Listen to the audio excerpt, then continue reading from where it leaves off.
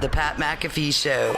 There'll be no rules for our guests, for us, for the things we can talk about. Yes, Speaking his mind. I've never had a problem expressing my opinions or my thoughts or anything like that. While being relatable. I haven't had that manufactured fake-ass celebrity that a lot of people have whenever they go on those big networks. I've had a chance to really build my crew, build my following, build my audience. And ridiculous. What am I supposed to do? So I'm supposed to look at something that I can definitely afford and say, nah. Is that what I'm supposed to do? The Pat McAfee Show starts in 3, 2, 1. Good afternoon, beautiful people. It is Monday, March 1st, 2021, years after zero, and today we have a massive show for you. Shout out to Twine for that beat drop. Shout to Bill Dushnik. Big fan of Bill Dushnik. Bill Dushnik refused to give the guy his real name because what he's trying to do is stir up drama with us. I had a little bit of a hit piece on me this weekend. A little bit. Now, I have had to dabble in these waters before because of Robert Borbeck, who wrote a little something. It was so soft, though, did not even get to it now. But here we have Bill Dushnik coming after us with the New York Post this weekend. And I read the article, okay? I read the article. I went through it. It was tweeted to me a bunch of times. And it was just the standard thing that you kind of run into with an old white. Now, I did not know that Bill Dushnik existed until this particular case. And then, by the way, I did some research on old Bill.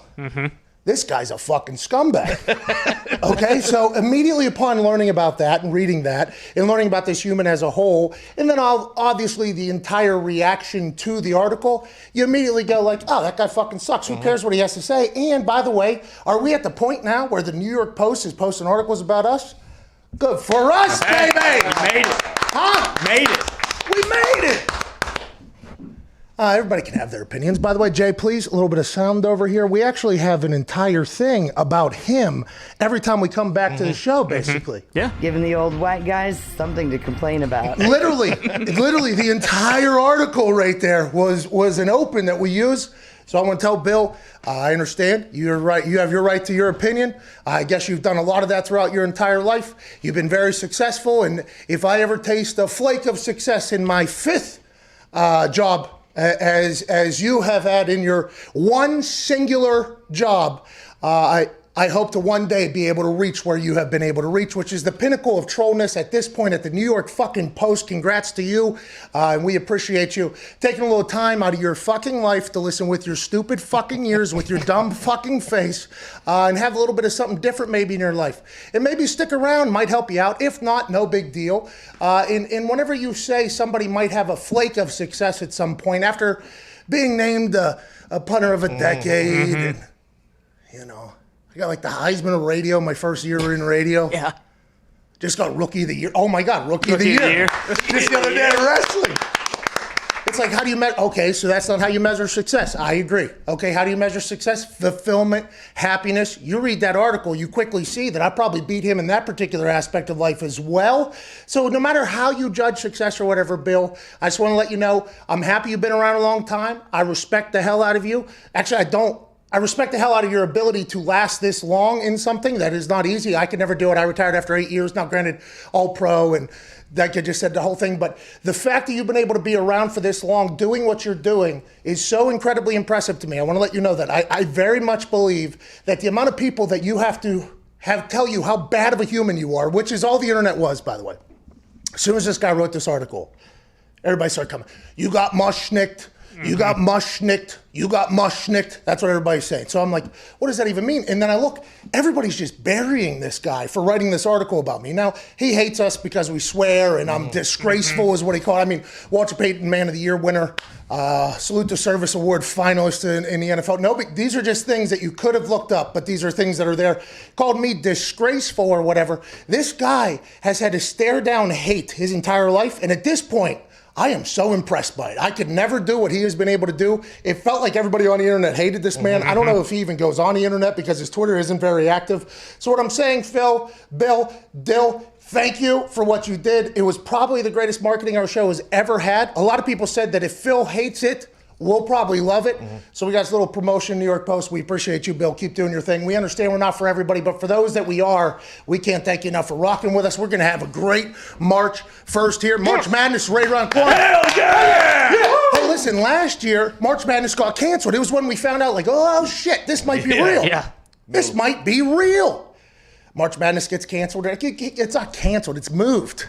Why are you canceling it? You should just move it. The NCAA is like, no, we're canceling this thing. And the NCAA should have came out and said, like, by the way, this ain't the first. Like, there's a lot of shit about to get canceled here coming up. March Madness is back. It's here in Indianapolis. We won't be able to see it, but we'll be able to celebrate it. Indianapolis bars are now allowed to be open until 2 a.m. again. 50% capacity. The city should be booming. This is a good thing. This is a good time. Happy March 1st. There's some stuff popping off in the NFL. More rumors. NBA's happening. I mean, you're talking a lot of NBA happening right now. Okay? Yeah. A lot of NBA. Yeah.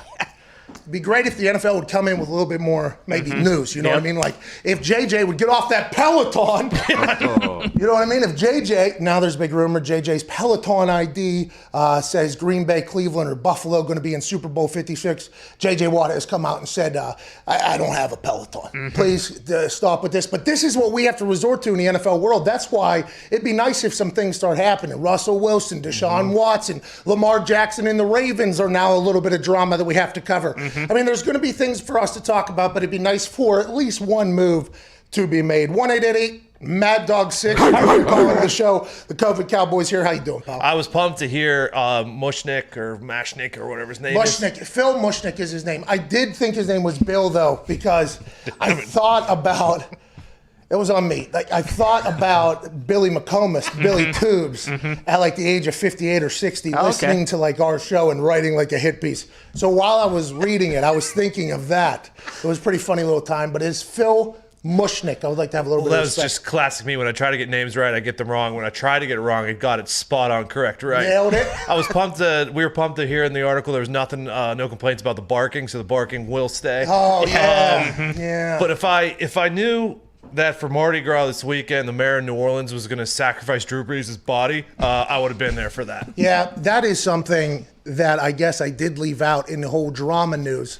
New Orleans, Louisiana, right now is a big question mark for who's going to be their quarterback. Drew Brees has been the face of that city, that franchise for oh so long. Last year, we didn't know if Drew Brees was going to retire. Okay, he came back. How'd they do? Okay, they did okay.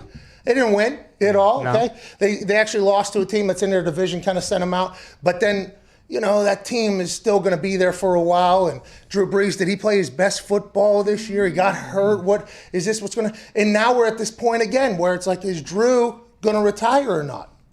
And if you keep an eye on the internet, Todd Durkin's internet to be exact, I don't think Drew Brees is retiring. No. Drew Brees is pushing his crawler sled thing from parking lot down to street, back up to parking lot. He has a great head of hair on. Oh, yeah. I mean, he looks like he's younger than he's ever been in his entire life. And we're wondering, so Drew Brees isn't retiring. That's what it sounds like and looks like and basically feels like. So is he going back to the Saints? Well, the mayor of New Orleans actually released an entire video. And in the video, the mayor of New Orleans said, basically, hey, Russell, Sierra, you want to come on down? We'd love to have you. Do we have that video? Zito, roll that video, please.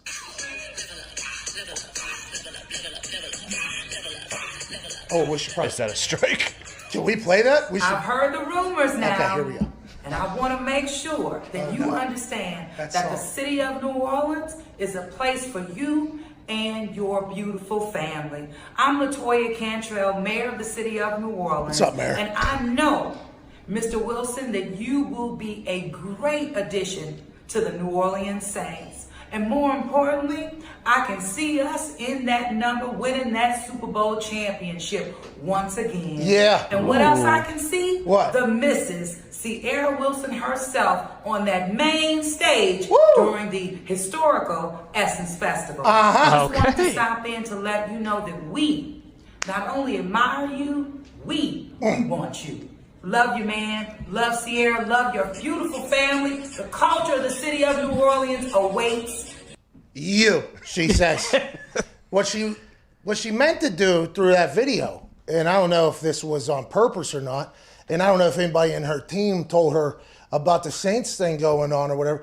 I wonder if she was like, you know, how do we make a video that actually just fucking, you know, Drew Brees. Like, I think they actually, how do we do it? They're like, oh, let's get an umbrella, a spinning umbrella, little catchy, little tune at the beginning. And then I'll just cut a promo about how awesome our city is for some other quarterback that's probably never, ever going to come here. No. Because the Seahawks have basically said, nah. But there is some trade offers, I guess. Mayor LaToya followed up with, I have been hearing the rumors on the streets. I don't know if they are true or not, but I just want Russell Wilson and Sierra to know that if these rumors are true, please know that the city of New Orleans will welcome you and your family with open arms. So not just the video, now we got a tweet coming out from the mayor. And the thing about that is, Drew Brees, is he going to ask to go somewhere else? Is Drew Brees going to want to be on the move? At Ty Schmidt, big Drew Brees fan. How do you think Drew Brees feels with a new head of hair? He's pushing crawlers farther than he's ever pushed them before. How do you think Drew Brees is handling this entire situation? Well, I believe the mayor did this before Drew Brees' video came out, right? So I think that was just his response. And you saw like Chase Daniel and those guys like, it's a new course record. We've never seen anyone do this. So Chase Daniel was pretty pumped. Oh yeah, very juiced up. So I mean, is it a surprise? No, Drew Brees going ahead and making something about him and having everyone else do it. Like I mean, I would love to see Russell Wilson go play in New Orleans. That'd be awesome.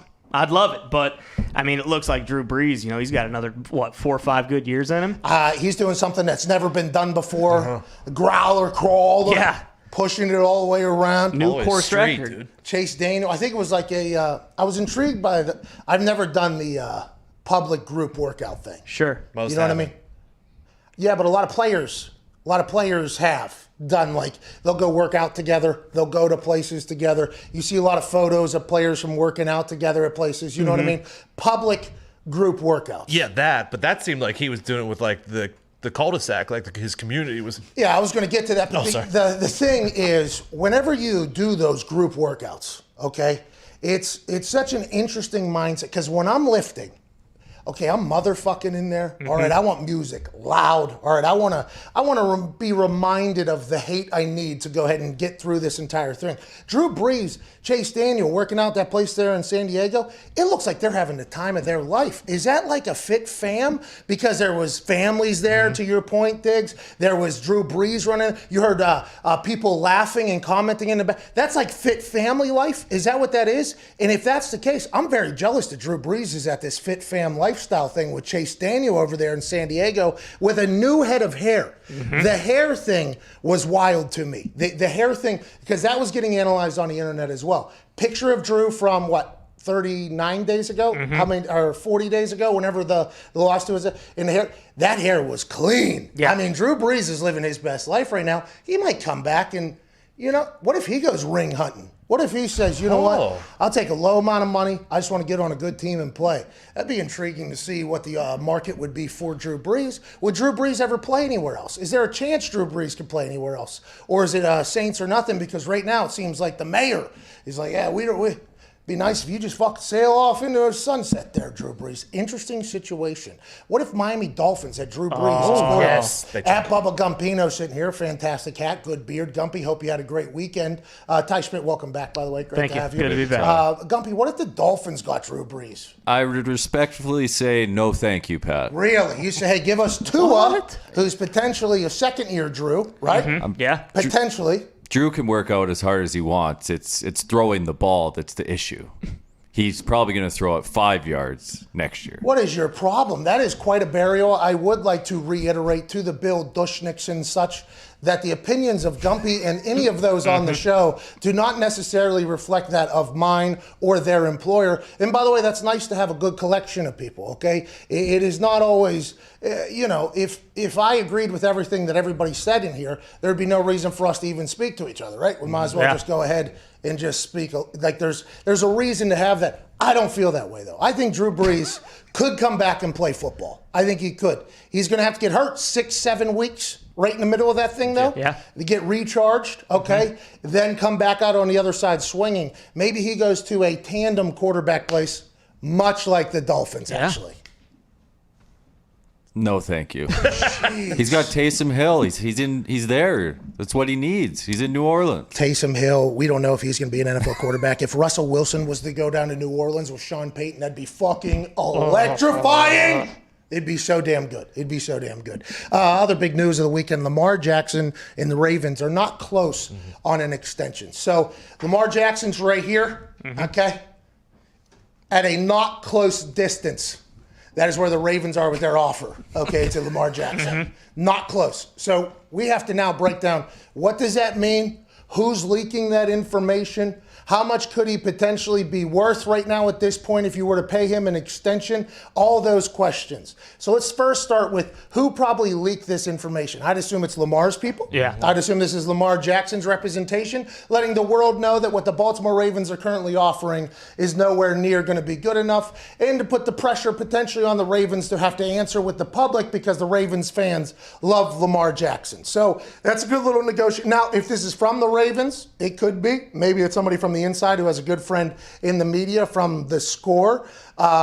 Maybe they just want to let people know, like, we are not close, possibly. But every piece of information that gets out, we have to remember where it's coming from. There's a reason for it. Now, this happens a lot with quarterbacks.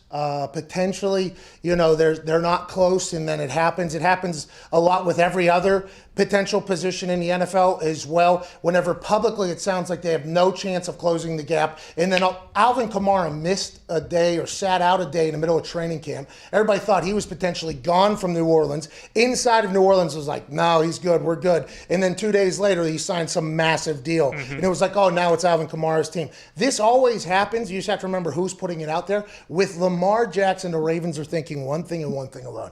We cannot get goffed. Okay? We cannot get goffed.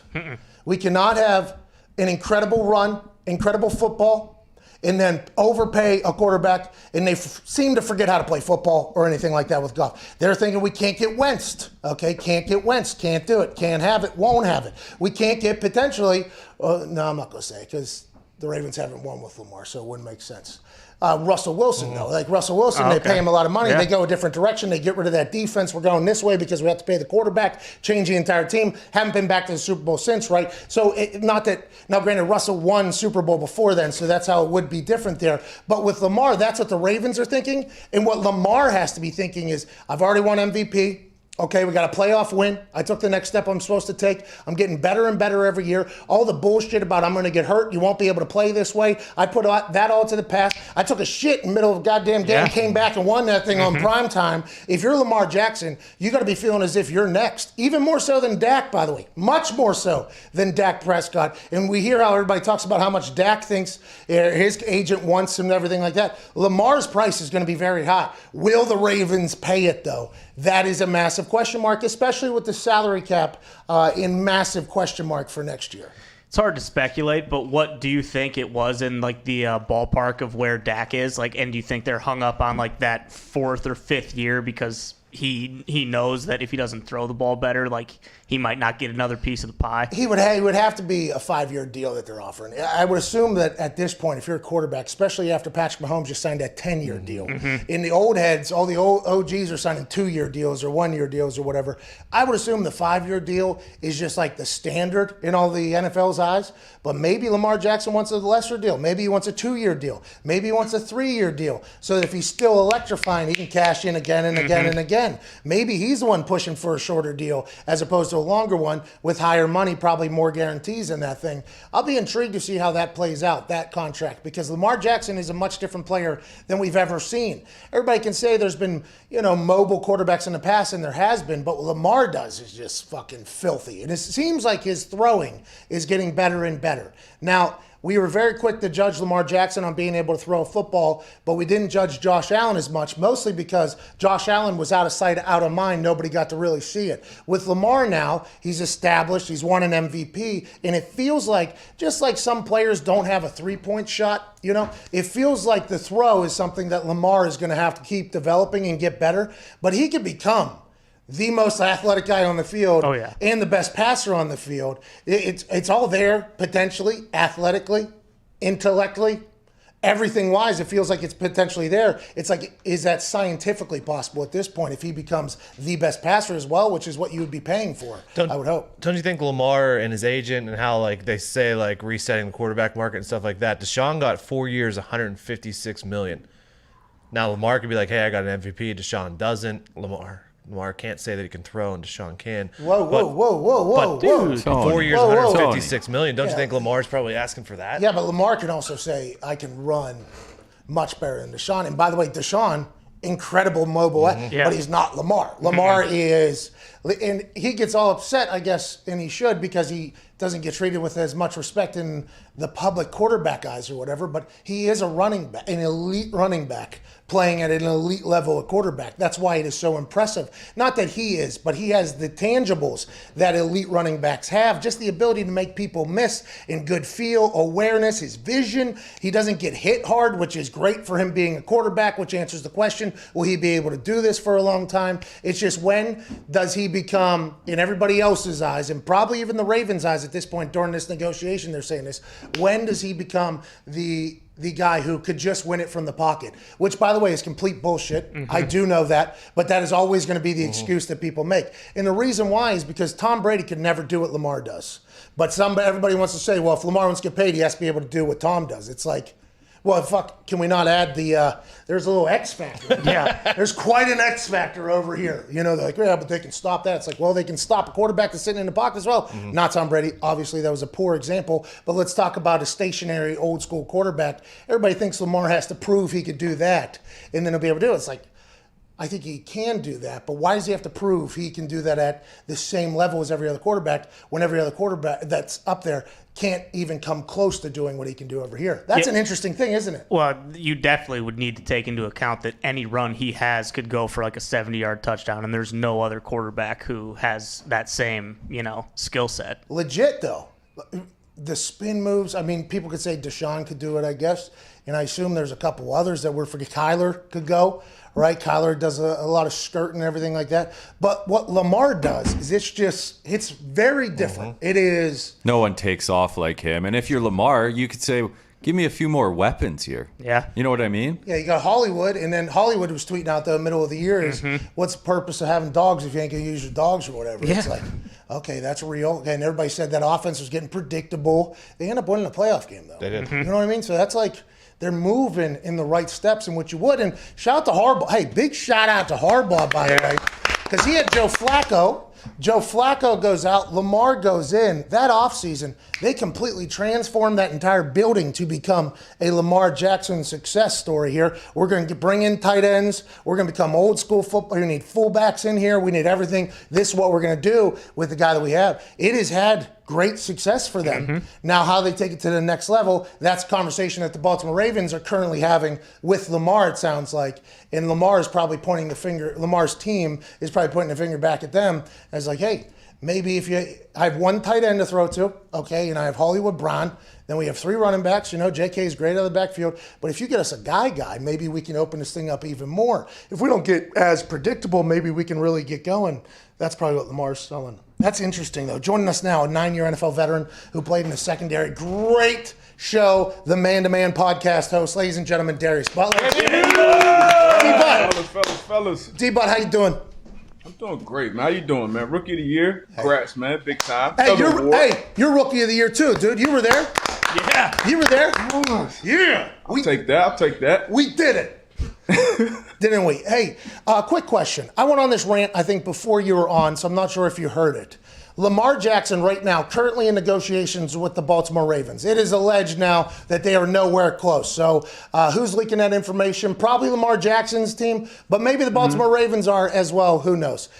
Do you think the reason why is, and we are trying to figure this out, and as a guy who played both corner at a very high level and safety at a very high level, why is the conversation always that Lamar has to get to the elite level of throwing, pocket quarterback, if he's expecting quarterback money, when the elite pocket level quarterback people could never ever do what he does on the other side? How come there is always that thought that he has to be the guy, stationary quarterback, as well as what he's doing if he wants to be the long-term successful guy? Why is that something that exists? I mean, I think just creatures of habit. That's just been the standard for so long. The Tom Brady's, the Drew Brees, the Peytons. That's kind of been, what it's been. But obviously the game is evolving, and Lamar moves the chains. He puts up points. He obviously can do a lot of things that those guys can't do.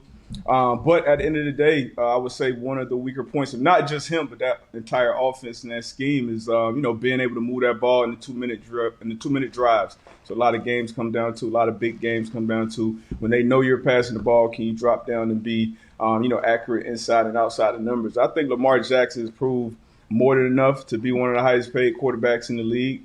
He's still super, super young, man. Still younger than Joe Burrow, who's going into his second year in the league. So I think ultimately they'll reach a number that'll probably have them in that top 2 or 3 range. Okay, so let's talk about this now. There's stats coming out all over the weekend that no team that has ever paid their quarterback above 14% of the salary cap. But we did the math, by the way. If Tom Brady's numbers were $28.5 million last year and the salary cap was like $196 million or something. 98.2. $198.2 million, he actually accounted for 14 point something percent, which would be above 14% just in itself. But I think his dead cap hit was only $25 million or something. So some three. Anyways, they're saying if you pay a quarterback more than 14% of the entire salary cap, you can't win. That's what they're saying. Nobody's been able to do it or whatever because of the way with the new CBA, bigger salary cap, quarterbacks' money just went through the fucking roof. Everybody's like, this should be more money for everybody, and the quarterbacks were like, nah.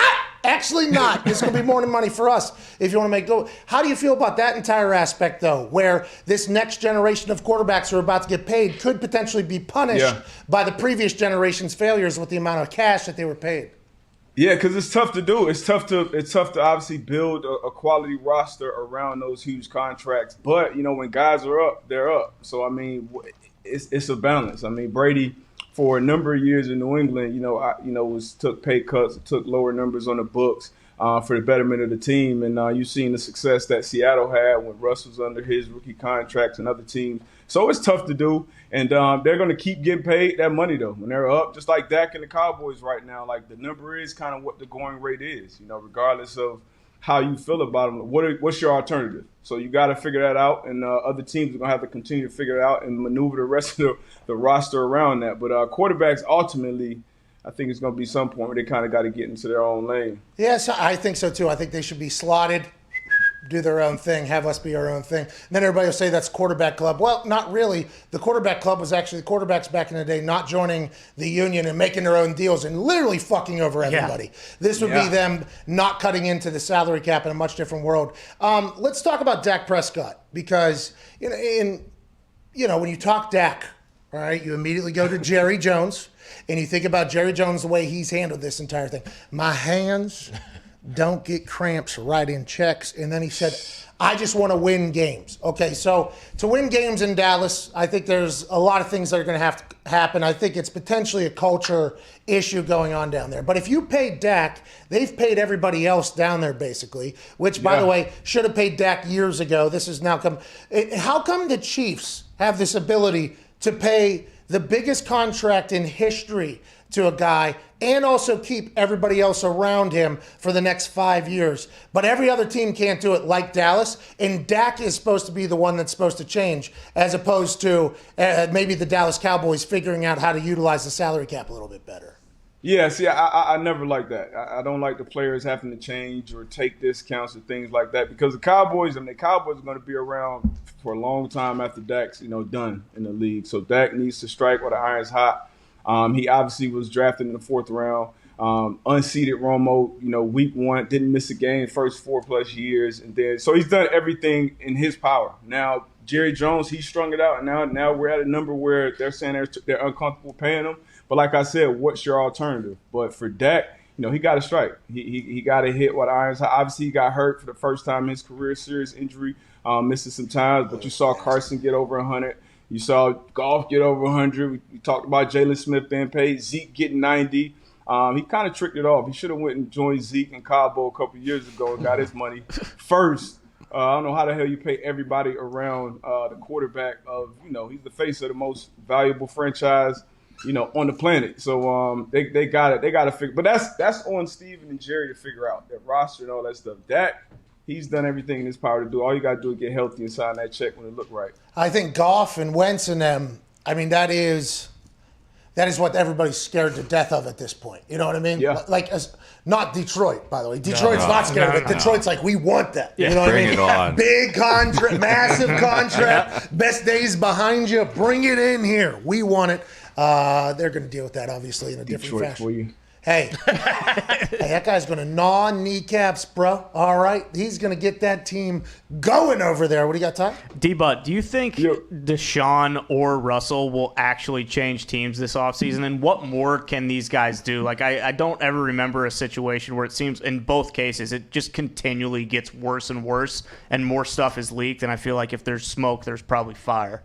Oh yeah, that's definitely the new NFL. There's smoke, there's fire, and I'm surprised with the Russ situation. I don't think he moves this offseason, but next offseason I can see it definitely happening. But him, saying no, we didn't demand a trade. But if you are going to trade us, these are the 4 teams that I would like to go to. Deshaun, on the other hand, I think it's a foregone conclusion. He's got to be moved, and if you're going to do anything right this offseason, I think the Houston's got to try to move them, before the draft, so they know exactly what they're dealing with. They know what resources they're getting back to build a good team going forward. Because you can't have, regardless of how talented a guy is, especially when he's the leader of the troops, you can't have him in the locker room. You got a new head coach, new GM. We're trying to build a winning culture here, and our main guy doesn't want to be here. You can't have that in the locker room. Can't happen. Yeah, the Russell Wilson thing, I love it. It's awesome. I absolutely love it, dude. Mr. Unlimited. His team, what'd you say? No, Mr. Unlimited. Yeah, Mr. Excuse me. Mr. Unlimited. He unlimited. God. You got Bro, you're not acting unlimited. Bro. Imagine. It'd be tough. That'd be tough. Anyways, I'm not on any team. Doesn't matter. But it would be interesting. Oh, is that right? Hey, we're unlimited. Okay. All right, we can get behind that. I would love that. Right. Anyways, his team around him. Chef, trainer, camera person, chiropractor, landscaper, Spiritual advisor, agent, Music publicist, video coordinator. costume and music video coordinator. The team of 3 was the first people to leak the information that they're not happy with the way Seattle has treated their team 3 leader in this entire thing. Is that something we should start doing going forward? Is if you have something to say, have it be just from the team reports this, because I think the way Russell will spin this is, I never said anything, and his agent came out and said, Russell has never said anything, right? This is just, but we would think this. Is that their way of trying to protect Russell, and does it work at all right now in a world where if you're a Fugazi at all, everybody's like, yep, that's a fucking fake right there? I mean, I like it. I like it because I think guys should start doing it. I mean, it's just kind of how the game has been played, especially from the teams, because the teams, as you know, the team's been doing this forever. Oh, yeah. Especially a team like the Cowboys, they'll come out and they'll leak, they run a lot of the networks, so they'll leak, put out any information they want to put out there. So now it's kind of the players doing the same, and the players not necessarily looked at as the bad guy, because when a player comes out and just says what they want straight up, they're always going to be the villain. I don't know how they're always the villain, and we don't want to see millionaires and billionaires arguing and blah, blah, blah. But so, I mean, I like it. Do business as business is being done. Oh, hey. That's good. That's a good one. That's a T-shirt. That's a Belichick quote. Oh, okay. Any more of those? Any more of those just fall out on a daily basis? By the way, I'll let you know, some cliches hit me like on a daily basis. Oh, yeah. I'll be like, take care of the little things. Big things will take care of themselves. Let's go ahead. Let's lock this in. And I'm like, that is the dumbest football cliche of all time. And it's a great one. Cliches are cliches for speak for yourself. That's a Belichick. I always get that one because when you start talking and you're like, you know what? I'm going to just speak for myself. Ignore the noise. I give you a Belichickism every time I get on here. How about that? All right. Well, be where your feet are, man. I appreciate that. Yeah, D, but New England's getting a lot of their players back who sat out this year. Who do you think ends up in New England? Do you think they could run it back with Cam at quarterback again? You know what? After hearing him on an I Am Athlete pod, I think I'm more likely to see that situation maybe happen again. I didn't think so before that. I didn't think he would even want to be back there with the weapons that they had on offense, because they're getting a lot of guys back on defense. But I mean, offensively, if you're a quarterback, what do you have? Yeah, they still stink. Yeah, I didn't see that. So I mean, what's your other alternatives if you're New England? Do you finesse something in the draft and try to move up and get a guy? But I still 50-50 right there. But I'm a little. It was probably 20-80 before I heard him talk on that pod. You think Cam has options? Not very many. I don't think so. I was literally just thinking that whenever you were like best option for New England would be Cam or whatever. And by the way, that I Am Athlete podcast is awesome. It's fucking every single time it comes out, there's just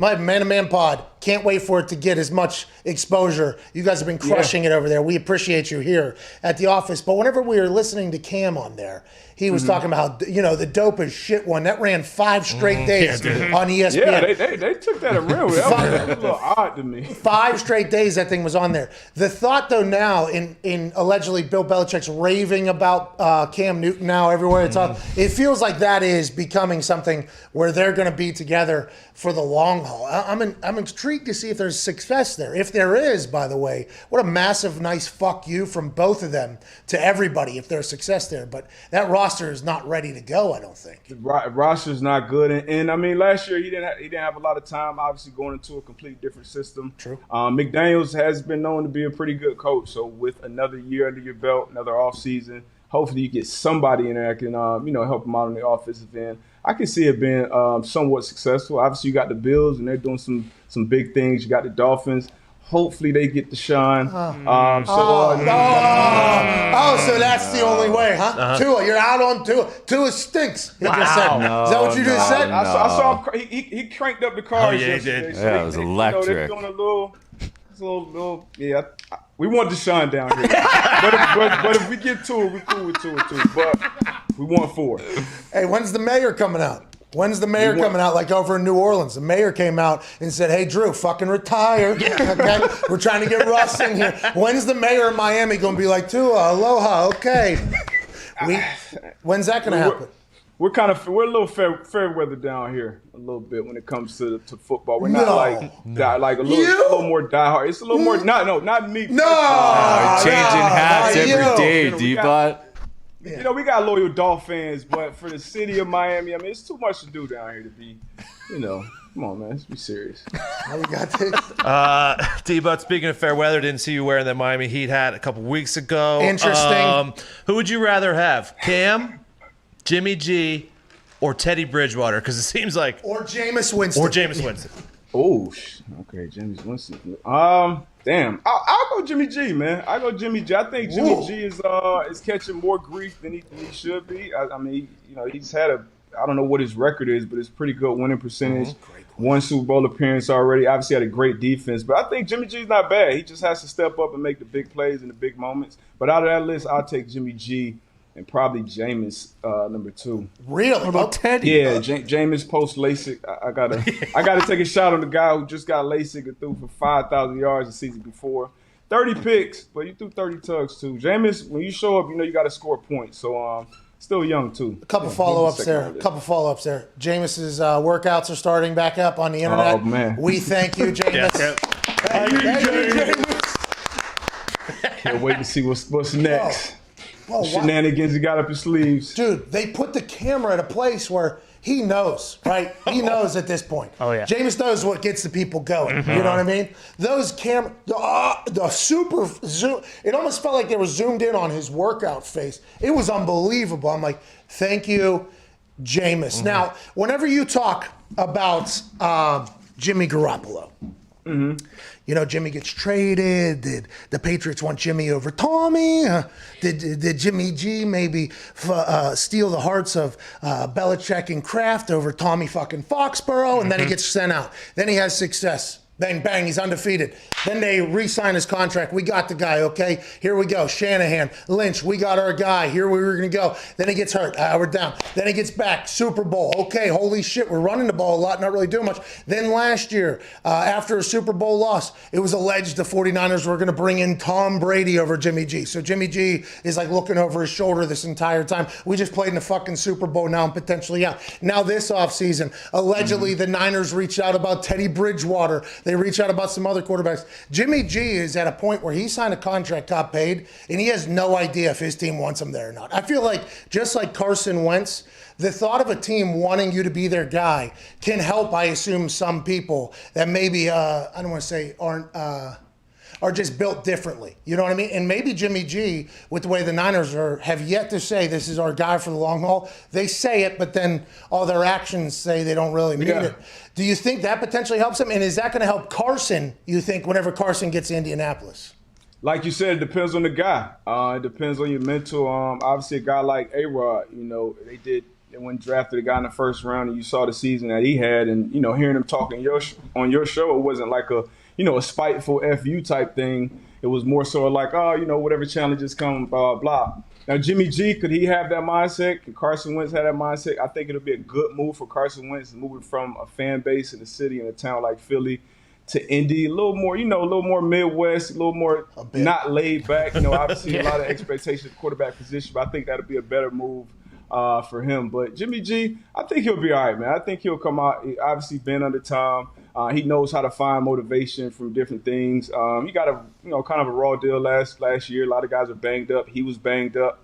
I think he comes back, striking this year. Are you saying Jimmy G MVP candidate next year? Ooh.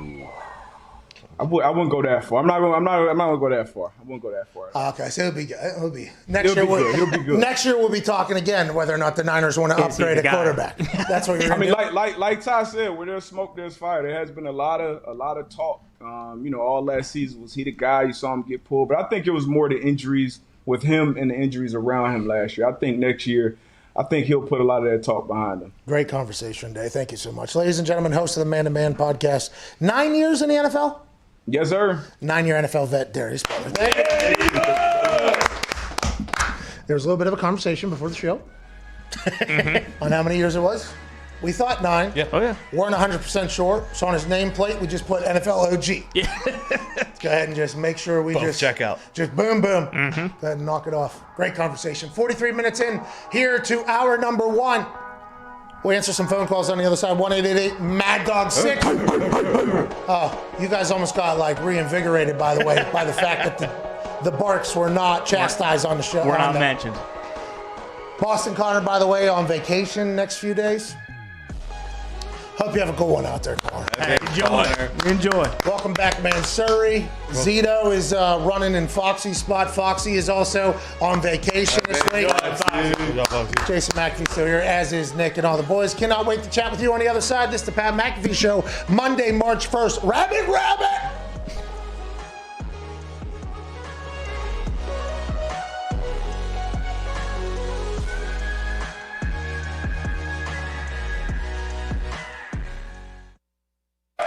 Hello and welcome to Office Championship Wrestling live in Indianapolis, Indiana. Tonight we have a straight to hell match in which the devil will battle against our office wrestler, Dylan Boston. You might be wondering how we got here. Let's find out right now. And now we have to make a deal with the devil. Yeah, no big deal. Classic trial by combat situation. We got our champion, Dylan Bostic. All he's got to do, win the match, 1, 2, 3, and we're home safe. The only man that would take the job to protect us from the devil himself, Dylan Bostic. Like you mentioned, Pat, there's probably about 5 or 6 other guys we'd rather have in this position, but we'll take Bostic, I guess. Not only are all of our souls on the line, the Office Championship Wrestling Championship, presented by Natural Light, is also on the line. Jesus, the devil's trying to put Bostic straight to hell! I do not want to go to hell! No! Don't do it! Good God, no! Come on, Bostic, Pat! Oh, no! Oh, my... I'll see you in hell, Pat. The goddamn Easter Bunny's out here! What the hell's he doing here? The Easter Bunny is obviously here to help Dylan Bostic. Wait a minute. No! No! The Easter Bunny's been on the devil's side this whole time. Jesus Christ! Jesus Christ! What the hell's Jesus Christ doing here? The power of Christ is compelling Dylan Bostic. Look at this, Pat! Jesus Christ is bringing Bostic back to life! Jesus is going insane, and now Bostic's kicking wholesale ass in the ring. Jesus Christ has come to help Dylan Bostic defeat the devil and defeat the Easter Bunny. What's going to happen here? Good God Almighty, it looks like he's going up in the scissor lift. Jesus is lifting the scissor lift. Jesus is now telling Bostic to come down. Don't do it, Bostic! Don't do it! Oh my God! Bostic's dead! He's dead! You can't tell from home, but that scissor lift is about 8 stories up, Pat! 80 feet in the air! Oh wait, he's tuning up the bed! The devil! Super kick! Into the casket! The devil goes down! The devil goes down! He shuts the casket! And that's Back to it! hell! The devil goes straight back to hell, where he belongs! With the assist from Jesus Christ of Nazareth! Dylan Bostic saves the PMI office's souls and wins the OCW championship right here on our first OCW Straight to Hell. McAfee at the top of the key. 5 seconds, 4 seconds. Step back, 3 for the win. It's good! Smash! It's not Sunday because the bank is open!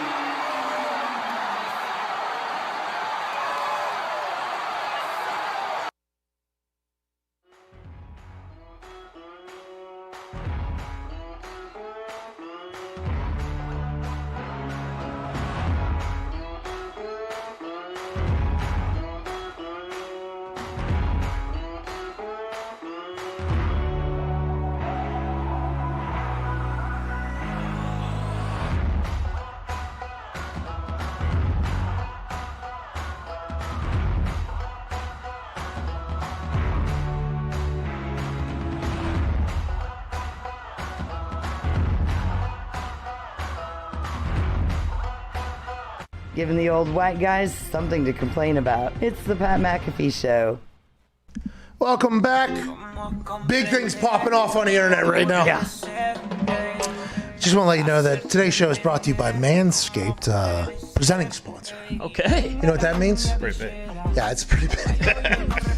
Are you feeling lucky this upcoming St. Paddy's Day?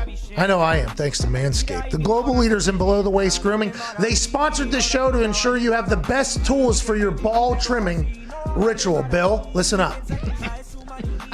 Mr. Dushnik, if you plan on getting lucky this St. Paddy's, then you might as well go to manscaped.com/Pat for 20% off and free international shipping. That's huge. It is huge, isn't it? Oh, you get dinged on international shipping, my friend. Hey, and that's what we're talking about, right? Hell yeah. Yeah, a little bit of a tilly with the shipping there. Hell yeah. Yeah, all right. Included in this new package is the Weed Whacker ear and nose hair trimmer, which is waterproof and uses a 9,000 RPM motor-powered 360-degree rotary dual blade system. Is that a freaking Hemi? Yeah, base more.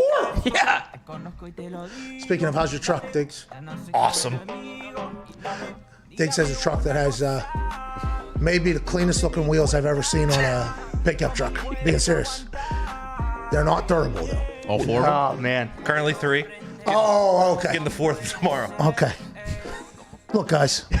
79% of partners polled admitted that long nose hair is a major turnoff. Why not use the best tools for the job? This bundle includes the Lawnmower 3.0 trimmer, the best trimmer on the market for your balls, butt, and body. You and your partner will get lucky, all right. Their Lawnmower 3.0 will showcase your pot of gold like no other. Hey, you trim the bushes, the trees staying taller. Remember that. Let's not forget their famous liquid formulations, the Crop Preserver, which is a ball deodorant, and their Crop Reviver, which is a ball toner to maximize your ball hygiene routine.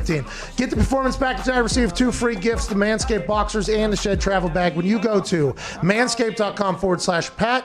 That's Manscaped, manscaped.com/Pat. You get 20% off and free shipping. Shout out to Manscaped. Good deal. JJ Watt has answered. A lot of talk this morning about his Peloton account. The Peloton account is fake. JJ Watt has now tweeted a tweet which is a picture of him standing in a squat rack, which appears to be a power lift. Is he saying he's going to Green Bay? You immediately think because Aaron Rodgers is squatting. But no. He's wearing a shirt that says Arizona Cardinals on it, and he says source. Me. Is J.J. Watt going to the desert? Is J.J. Watt going to Arizona to play for the Cardinals? Diggs is nodding his head yes. J.J. Watt is going to the Arizona Cardinals? It's official. Cardinals are giving J.J. Watt a 2-year deal worth $31 million with $23 million guaranteed. Let's go, J.J. Watt. Congrats, J.J. $31 million deal at this point. You look at that Arizona Cardinals team, you think to yourself, last year they got better off of what they were the year before. Cliff Kingsbury, Kyler Murray, are they going to continue to grow and grow and grow on that offensive side of the ball? The Arizona Cardinals are giving J.J. Watt a 2-year deal worth $31 million and $23 million guaranteed. Source said about Rappaport about the deal that just happened. If you're the Arizona Cardinals, this is what you're thinking. The defensive side of the ball was our problem. Mm-hmm. On the offensive side, now Kyler did have moments where he wasn't electric, okay? There's a couple games where he traveled to Carolina, I believe. New York, they got it back. There were some other places. I rode with the Arizona Cardinals. Miami lost. I rode with the Arizona Cardinals this year strictly because the way they looked at the beginning of the year was the way that you thought a team that was going to come out of nowhere and surprise a lot of people. At the end of his rookie season, the year prior to this past season, at the end of the season, he was starting to give people trouble. There was really good teams that were starting to struggle whenever they were facing Kyler Murray. Then this year, early, they start winning. They start playing football well. Kyler's being electrifying. And as you watch the games go along, all you thought to yourself was, if the defense could get a stop, Kyler might be able to do his thing. You bring in JJ. You bring in some more leadership into that building. Now the Arizona Cardinals have Kyler Murray going into his 3rd year, where hopefully he'll be even better than he's ever been. Cliff Kingsbury, brand new head coach, is a couple years ago, going into his 3rd year. Hopefully he'll be better than ever. Now you got to think to yourself, with Budda Baker on the back end, hopefully JJ Chandler Jones will be able to get pressure off the edges. We'll be a complete team here. Good for the Arizona Cardinals. Good for JJ Watt getting $31 million. Good for him. Just reinforces that everything's bullshit. Like, everything you hear, like Arizona wasn't even anywhere near anyone's like, oh yeah, JJ might want to be going here, but shit, good for him. $23 million guaranteed. The only thing we heard about Arizona was when Nuke put out a tweet immediately upon J.J. Watt becoming a free agent and said something like, let's finish what we started, or let's run it back, or something like that. Now that J.J. is going to Arizona, you have to believe that everything is bullshit. I mean, everything. I woke up this morning, I mean, granted, Green Bay, there was a chance. Thinking, yeah, it's a done deal. Packers are probably going to get JJ like 2 years, $10 million. He's going to take a nice little haircut. Apparently not.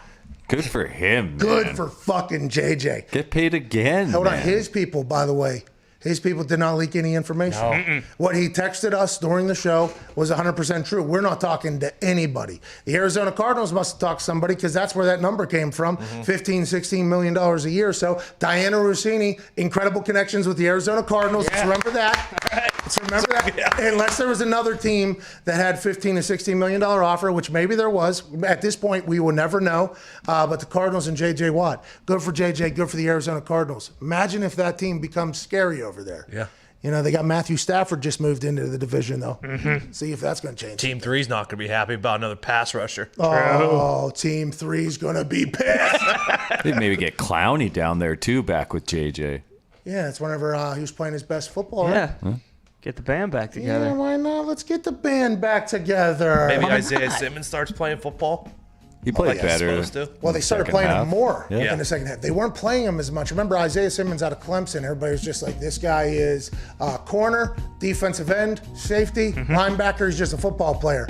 I don't think Arizona fully understood, or maybe he didn't fully understand NFL offenses or defenses yet. Towards the end of the year, he was playing a lot more and making a lot of plays. Plus with Budda Baker, Chandler Jones, Isaiah Simmons, J.J. Watt on that defensive side. You can figure out those other pieces. And then on the offensive side, Fitzgerald's going to play, till he's 90? Yep. Nuke's going to play. Kyler's going to get better. Okay, maybe Arizona's, hey, Bird Gang. Yeah. The Red Sea out there. Let's see. Good for JJ. Good for Arizona. Good for us to have something to talk about. Answer some of your phone calls on the other side. Plus, Kyle Juszczyk will be joining us, who is also a free agent. This is the Pat McAfee Show, Monday, March 1st.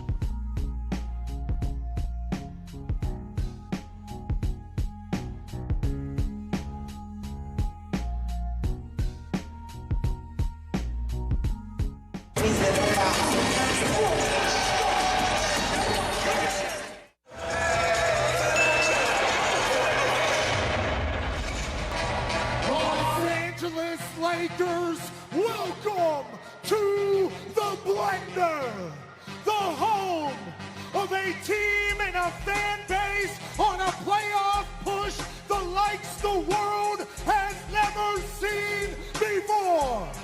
Crescent City, get on your feet for tonight's starting lineups, brought to you by Sprite, an incredibly refreshing drink. Starting at forward was the number 2 overall pick in the 2016 NBA draft. Now he's an NBA All-Star, Brandon Ingram. At forward, this man has been dunking on little white kids on the internet for 10 years.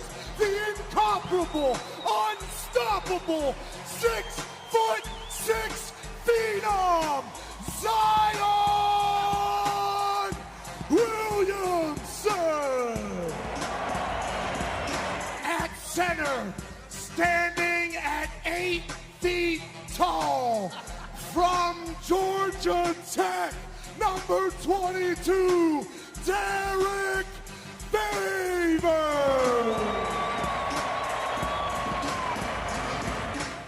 This man's family had a reality show in Lithuania. He was born and raised in LA, but he found his J in Vienna. Lonzo Ball. And the OG of the roster. On the court, he's a monster. Braids hanging, shots banging. It's not Drew, it's Drew Holiday. Let's get this done. Thank you very much. Go Pelicans.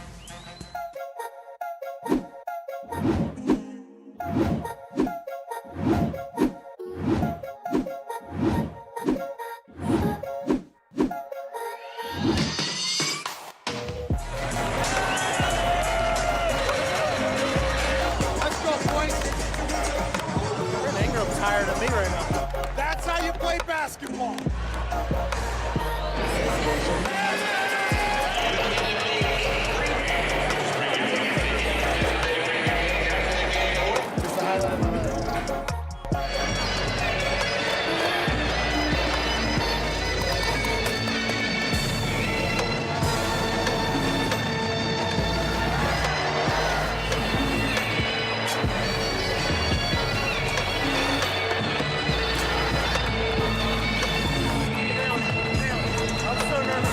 This will be a 5-bowler from the Red Panda.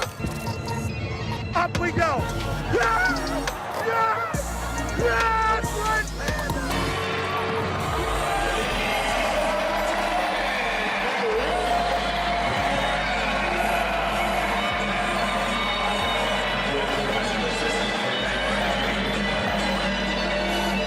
What a legendary moment. You're a legend. It's an honor.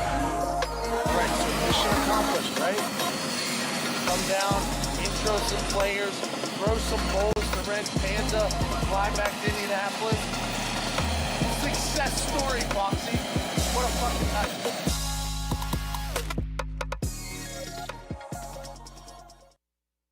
This next song is called Tornado by Who Are You? Ooh. Oh, shit. Oh, yeah. Whoa. It's coming. Grab your ankles. Hold on to the cars. Have you ever seen the movie Twister? It's getting a bit windy out here. Got some warm weather, cold weather, meeting with green. There's a problem. It's a tornado. There's a problem. Do we want it? Hell no. This song goes hard. Yeah, the beat goes ham, and it's so fucking breezy. I can't even stand. Gotta go to the basement, away from all the windows. Cause if I'm near them, then I will fucking feel those. Cause the wind is the glass, and the glass will break.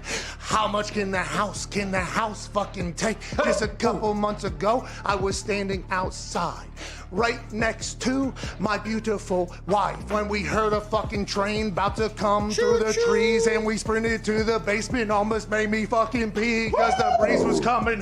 Yeah, I like this one. That's pretty good. Yeah, this one's pretty good. That one's pretty good.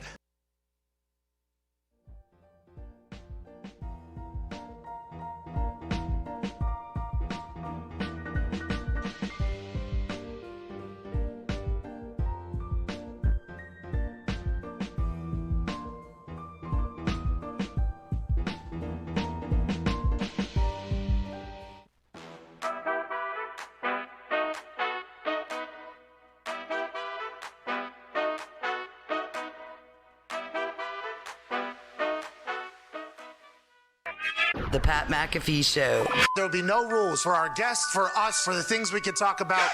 Speaking his mind. I've never had a problem expressing my opinions or my thoughts or anything like that. While being relatable. I haven't had that manufactured fake-ass celebrity that a lot of people have whenever they go on those big networks. I've had a chance to really build my crew, build my following, build my audience. And ridiculous. What am I supposed to do? So I'm supposed to look at something that I can definitely afford and say, nah. Is that what I'm supposed to do? The Pat McAfee Show starts in 3, 2, 1. Welcome back. Monday, March 1st, 2021. This sports show, hour 2, begins immediately following this beat drop. There it was. Here we go. Shout out to J.J. Watt, not for a beat drop, but a news drop. Just moments ago, it was announced by J.J. Watt that J.J. Watt will be signing with the Arizona Cardinals. Since a picture was posted on his social medias of him saying, "Source me," underneath a squat rack with an Arizona Cardinal on his chest, now we're learning about the information of the contract. $31 million, $23 million guaranteed. He becomes the 28th highest average paid defensive player in the NFL with that price. Nobody could have expected this. The Arizona Cardinals were not a part of the conversation at all. All the speculation was around Buffalo, in Green Bay, in Pittsburgh, and potentially Tampa. It felt like there was smoke over in all those cities. The Arizona Cardinals were only mentioned at the very beginning when DeAndre Hopkins put up a photo of JJ and he saying, "Let's run it back," or "finish what we started," or something like that. And then that got thrown away to the side. Now we know the big fish in the JJ Watt market is over there in Phoenix, Arizona. J.J. Watt joins a team that has a young quarterback and a young head coach who have only got better since they got into the NFL. They were a team that was potentially electrifying last season, but everybody that watched the game thought if the defense could get a little bit better, Kyler could get a little bit more consistent, that offense could seem to find a little bit better of a groove, that team could really go. Now, the NFC is going to be difficult. The NFL is difficult. But if J.J. Watt becomes a great leader for that team, a little bit of an energy boost, and a playmaker for them like he has shown to be in the past, maybe the Arizona Cardinals make a play in this whole thing. Maybe the Arizona Cardinals go. But you have to think to yourself, if he goes to Green Bay, does that immediately help? Yes, everybody thinks the case. If he goes to Buffalo, that immediately helps them. If he goes to Pittsburgh with his brothers, that immediately helps them. Nobody thought Arizona. And once you start thinking about it, if you're Arizona, it's like, yeah, this is a right play for us. Now we'll have to see how it all pans out. Somebody was saying during the break here, we had some vitamins, obviously, came back in here, thought about the whole JJ to Arizona. We're all very dumbfounded because the immediate thought was JJ's going to a place where he wants to win right now. And maybe this is a place, by the way, that JJ thinks he can win right now, especially after seeing Budda Baker, Isaiah Simmons, Chandler Jones, and then Kyler, the way he's been able to play. And he's like, yeah, this is a place we can win right now. We got it in there. And it seems like an environment where I'm going to enjoy it as opposed to having to fight the previous coach because Holy Man comes in and burns the whole fucking place down. So maybe JJ thought that, but that was on nobody's minds. Him getting paid that much, that was on nobody's really minds because what we all thought was he's going to go to an immediate ring contender, Kansas City maybe somehow, take a very low ball contract and do his thing. Seems like he found a happy medium here. A lot of money and a team that could potentially go. Very interesting to say the least. Yeah, they're certainly not a doormat, but like you said, I mean, it's clear that obviously he still wanted to get paid. I don't know if winning was the most important thing because like you said, if that was the case, you feel like he would go to like Green Bay or Buffalo or something like that. What if he thinks that team is potentially like that? Now, that'd be tough. Tough division. Did we watch enough of the Arizona Cardinals?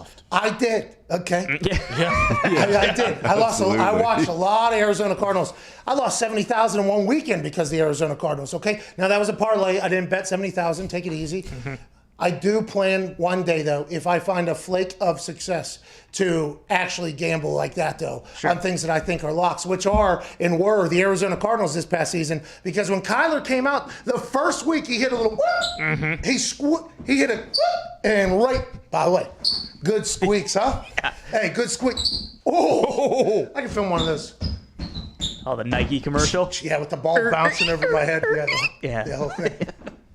Anyways, that team could be a team. Now, when you're talking about teams, though, you have to think, is that a team that can go on a Super Bowl run? And although they have not come anywhere near proving they are, JJ is obviously feels that he'll be able to potentially do that. And he also gets paid. I mean, good for him. 2 more years from now, he might still be able to play, by the way. Then he goes on what everybody thought was maybe a little cheaper ring run at the end if they can't figure it out in the desert. This is a wild time.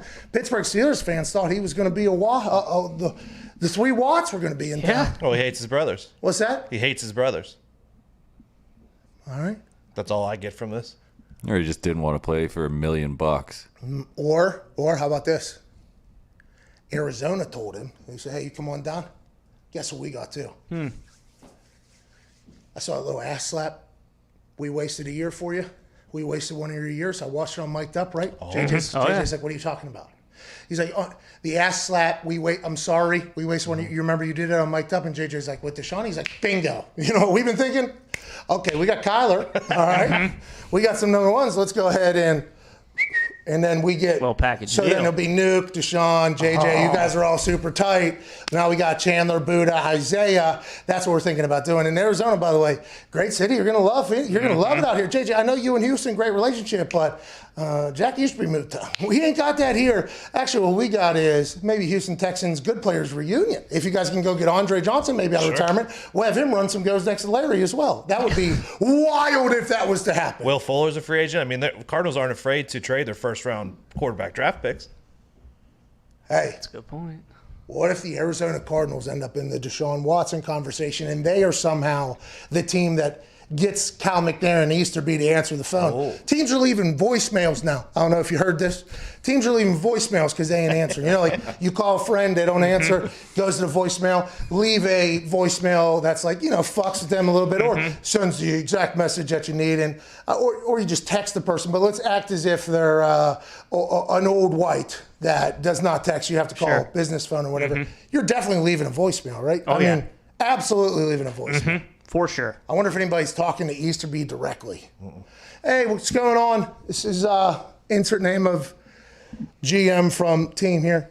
Easterby, I listened to your sermon from what was it? I think it was in Easter weekend, you 2012. Remember? You said something along the lines of like, persistence is just like a drug that cannot be stopped, okay? And that is what this is right now, Mr. Easterby. I'm very persistent. We would like to have a conversation with you. What if they're playing as if it's like, all right, how do we get the voicemail to get through? Because, when you're tweeting or posting something, you're just trying to get somebody to stop. When they're probably getting, 15, 20 voicemails a day, you got to get them to actually listen to that thing. I think some of them should think about going to the Lord man as opposed to Cal McNair. That's just, if you're a GM listening, I feel like we've done a little bit more research on this than you. If we're trying to get through the voicemails and break through the other voicemails to get Deshaun Watson to potentially be on our team, try to attack the Easterby fellow if it hasn't worked yet. Yep, you said it perfectly. He only listens to one man, and that is our Lord and Savior. So if you're another GM, you go to church on Sundays, you send that message through our Lord and Savior to Easterby. Oh, okay. So you're saying tell the Lord to tell Easterby. Yeah. Well, then you're just waiting on the Lord to talk to Easterby. Which happens pretty much every couple hour. times a day, yeah. Yeah, but I don't know if the Lord's talking about Deshaun Watson's moves. I think it's about a new set, for Sunday to fucking really hit him with it. I hadn't thought about that, but that probably is the way to do it. You butter him up. You tell him, like, hey, I've been watching your homilies from, 2017. You got the juice, Jack. The crip walk on him.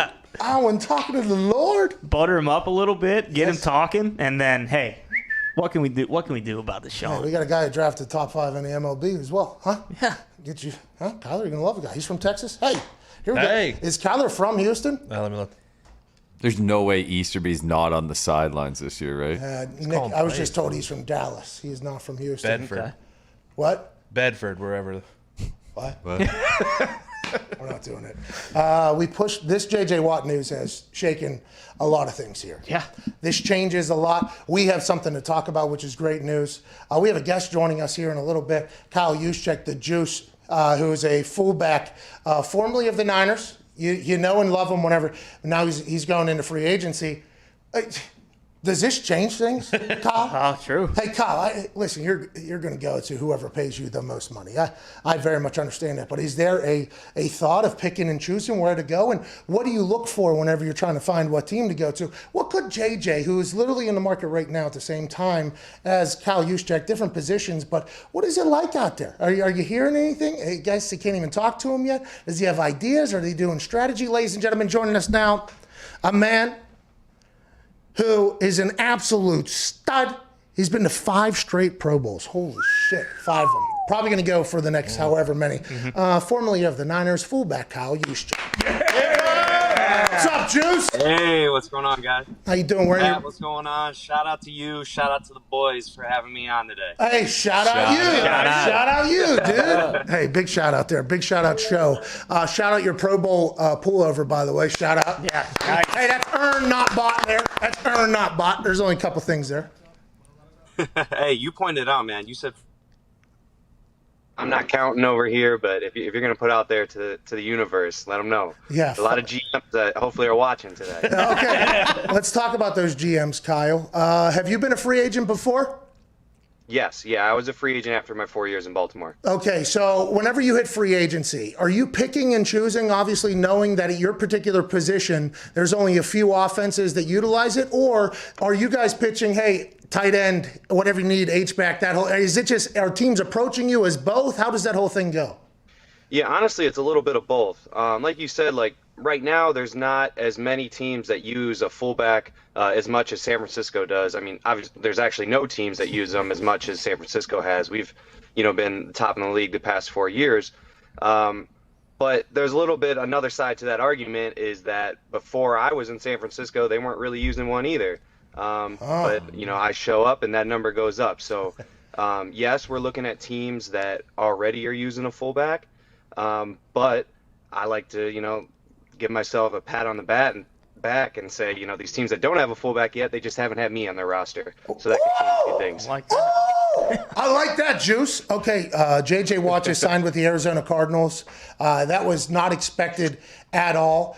I don't want you to have to talk about J.J. Watt because you're about to be a free agent as well. But whenever you're looking at teams, if there's multiple teams interested, like there was for J.J. Watt, nobody expected the Arizona Cardinals. What are some things you're looking at? Is it strictly in your situation? J.J. was made over $100 million at this point, so I think it's much different situations, obviously. But for you, is money the only determinant, or is it a balance of obviously good situation, or is there a thought that, hey, the big money's probably going to come from a place that maybe I can help turn around? How does that all get balanced into the decision-making process?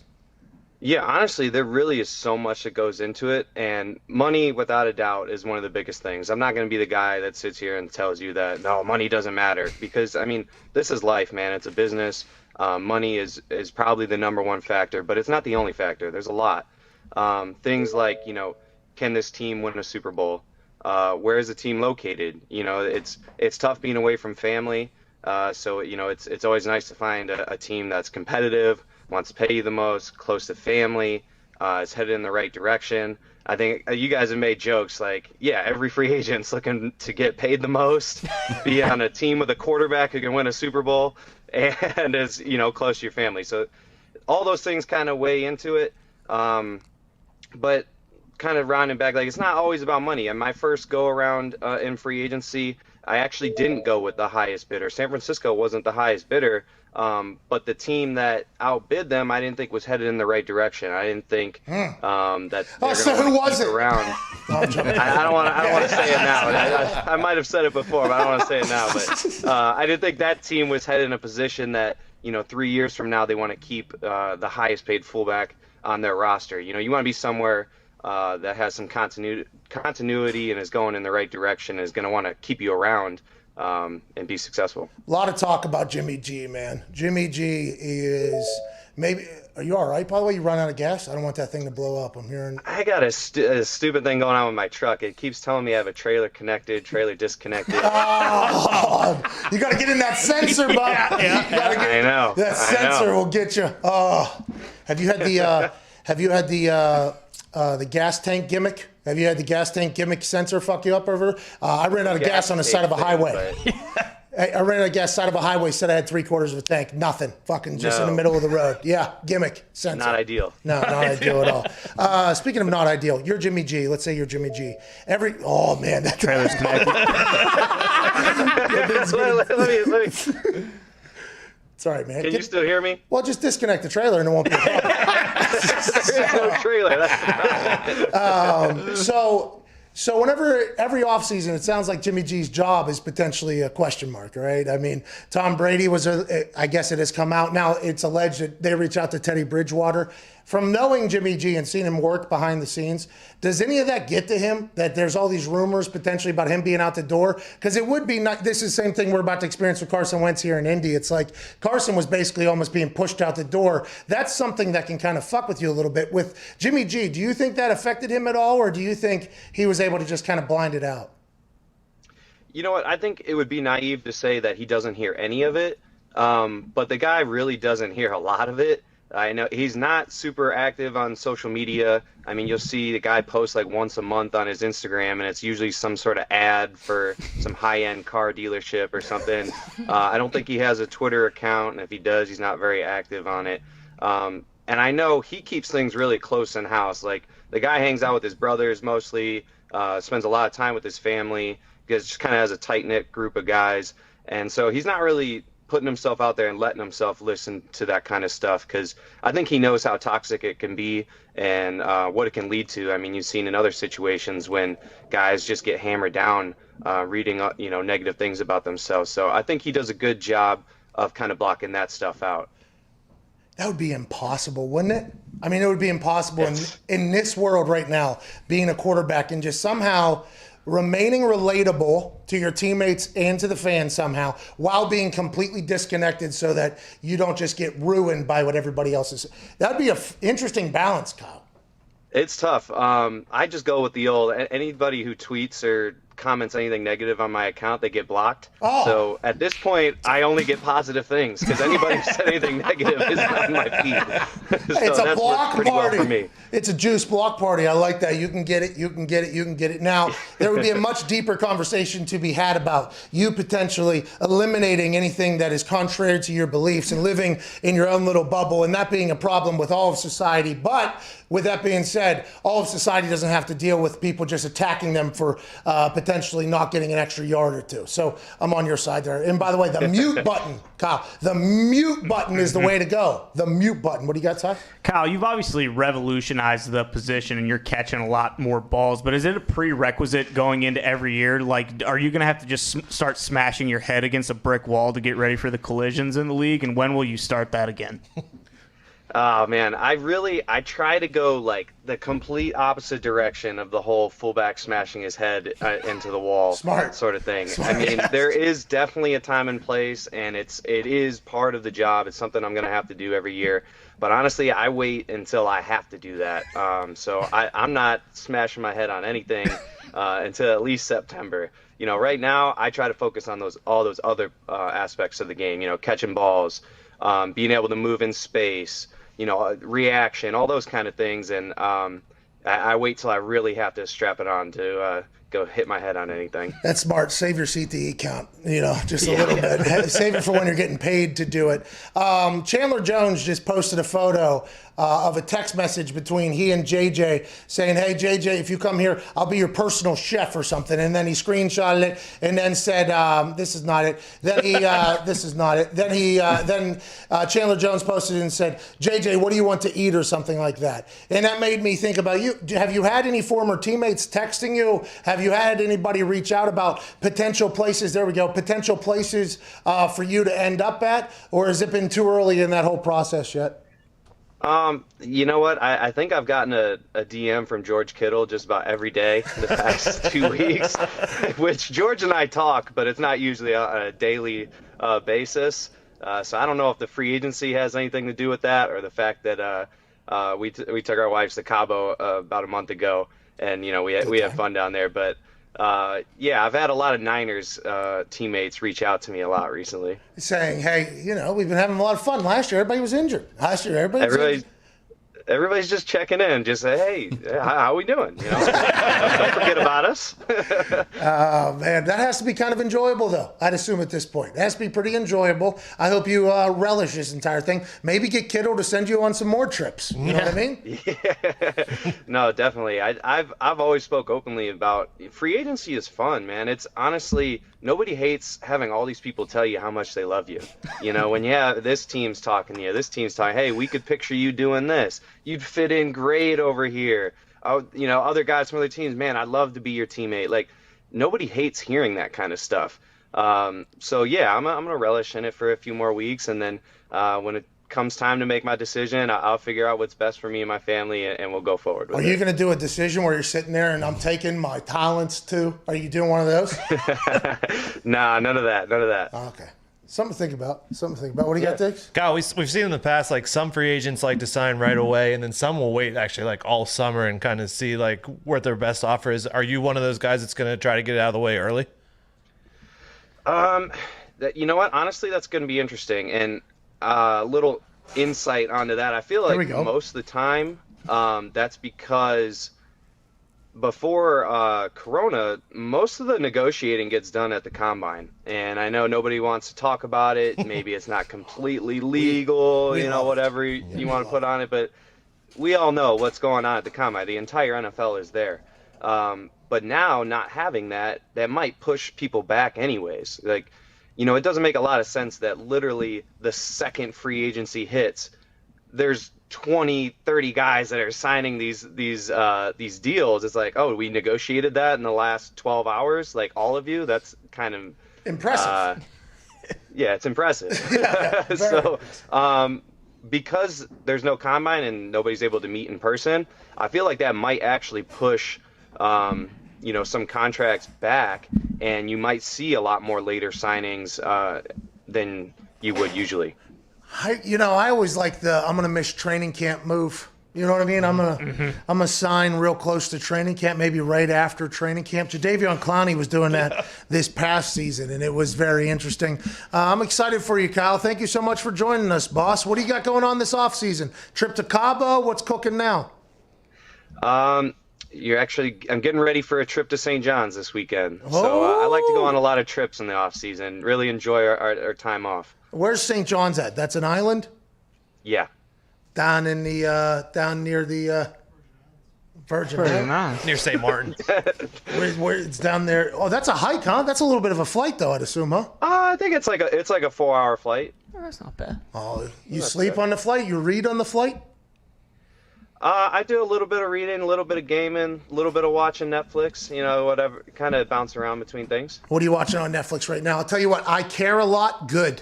It is very good. I watch it this weekend. Anything else that we should be watching, maybe? I got that recommendation last night at dinner. I heard that's good. I'm really into The 100. I don't know if you've heard of it. It's on the CW, but it's on Netflix. I'm on season 7. I think it's the final season. But I'm absolutely blown away by it. It's the best show of all time. And I watch a lot of TV shows. What is it? A lot of TV. What is it? What's that? It's better than The Bachelor? People are not going to be happy about that. Are you into sci-fi? No, but just for the people that potentially are. What is it? So it's like a post-apocalyptic world that Earth has basically been ended by nuclear war, and humans have gone into space, and they've lived on a space station for like 100 years, and they're running out of oxygen, and so they have to see if Earth is still habitable. So they send down 100 teenage prisoners to go down and see if it's habitable, but it's basically kind of, if they don't make it, whatever, they're prisoners, they can die. If they do make it, maybe we can transition back to living on Earth, and then it goes in a million different directions from there. Like, that's just basically the first episode. But does it end really with that Earth creating a sport called Aussie Rules football? Well, you know what? That I still got feels like 6 episodes to go, so I don't know how it is. that feels like that's just Australia, right? Wasn't that what Australia was? Wasn't that what Australia was at the very beginning? And then they sent the prisoners down there. Then the prisoners were like, "All right, listen, we're all free. Let's not fuck this up. All right, let's build up like the most beautiful country of all time." Thank you for that recommendation. I'm gonna check it out. Yeah, I hope you like it, man. You watch murder stuff? There's a lot of murder stuff on Netflix right now. I've seen some. I haven't watched any recently, though. It's pretty good. Every time I watch it, I feel I at night when I'm going to the bathroom, I look out the window and I'm like, I need to stop watching. Okay, Ted Kaczynski's not outside. All right, I don't know what's going on. Thank you so much for your time, ladies and gentlemen. The Juice, Kyle Juszczyk. Thanks, guys. Great talking with y'all. Hey, you too, man. Hey, good luck with that trailer. Take that thing off. See ya, dude. Oh man, free agency. Like the way he was talking about it. That's not how everybody's free agency is, though. You hear about everybody that has great free agent. There's a lot of people that free agency is like, all right. I feel like the Niners is just the best place for him to go back. Is anybody going to call? What if Arizona, dude? Yeah. Why not Arizona? I don't think Cliff loves using the fullback. By the way, because he hasn't had a chance yet without the Juice, Kyle Juszczyk. No, hey, Gumpy, you said Dolphins in the middle of there. Yeah, I'd gladly take him in Miami. Did the Dolphins run fullback? Yeah. Really? Yeah, I forget his name last year, but Chan they was used from him a fair 1950, so he loved the full. Oh yeah, Chan. Yeah, you. By the way, the offense that you wanted out of town. Wow. By the way, that's the guy that you made retire. You drove him out of The town. running back draw on 3rd and 15 just wasn't cutting it last year. Hey, Freddie Kitchens still got a gig. That was his thing. Let's go to some phone calls here. Big thanks to the Juice, Kyle Juszczyk. By the way, looking at the ocean's really nice. You know what I mean? It's really nice just to look at the ocean for a little bit. Feel a little sun. It's 60 degrees. It was 60 degrees yesterday in India. Nice day. It was unbelievable. Just like I said, Punk's Tony Phil, fuck you. Yeah. Dumb. Huh? Dumb. A lot of dumb Phils out there, huh? It's interesting. Let's go to Travis in Michigan. What's going on, Travis? Hey, Pat and the boys. How are we doing today? Pretty good, man. How are you? I'm good. I'm a little disappointed Fox isn't there because I got a bone to pick with him. Let it out. Hey, we would like to hear it, and we will relay the message, my friend. So I am sick and tired of Foxy betting on the Spartans and then them losing right after. We need wins down the stretch. Yeah. Foxy cannot be betting on the Spartans. Yeah, the Fade Foxy train has started to attack his people back at home, and they're not exactly thrilled with that because Izzo is their Jesus Christ. Yeah. You know what I mean? That guy. Evan Fox, who is normally our producer of the show, Zito sitting here. By the way, Zito, doing a great job. Hey, How are you? Doing a great job, Zito. He's from Michigan. He said growing up, he didn't want to play football. He didn't want to do anything. He wanted to play basketball for Tom Izzo. That's what his entire life goal was, to play basketball for Tom Izzo. And the more people we met up there, the more and more we realized, like, that's a common narrative. Like, that was, like, this is what we want to do. Where we grew up, people want to play for the Steelers, I'd assume. Like, that is football town, right? That's how we go. Or the Pittsburgh Penguins hockey town, you know what I mean? Like, that's the type of thing. They wanted to play for Tom Izzo at Michigan State because he was the standard of excellence around them. This man always had a team that showed up ready to play. You know, they always had success. They were a hard-working team. Then this year they stink. Now they're starting to get a little bit better, starting to win games. And Foxy's deciding to mush them all the way down the stretch here so that they don't even get a chance to get into March Madness, which is right around the corner. It's March 1st. Maybe Foxy does need to apologize to everybody back in Michigan State world. I mean, I respect the curse. It's not Foxy's fault. Michigan State doesn't have a guy. I mean, you got to have a guy in college basketball down the stretch. They don't. You know, that's not Foxy's fault. He's not recruiting. No, Foxy's fault is the blind loyalty to Michigan State, which has been, affecting those of us who ride the Foxy train. Because the Fade Foxy train and the Foxy train are two different trains. True. In the Fade Foxy train, that son bitch, chugga, chugga, chugga, chugga, chugga, chugga, chugga, chugga, chugga, chugga, chugga, and it just keeps going. The Foxy train,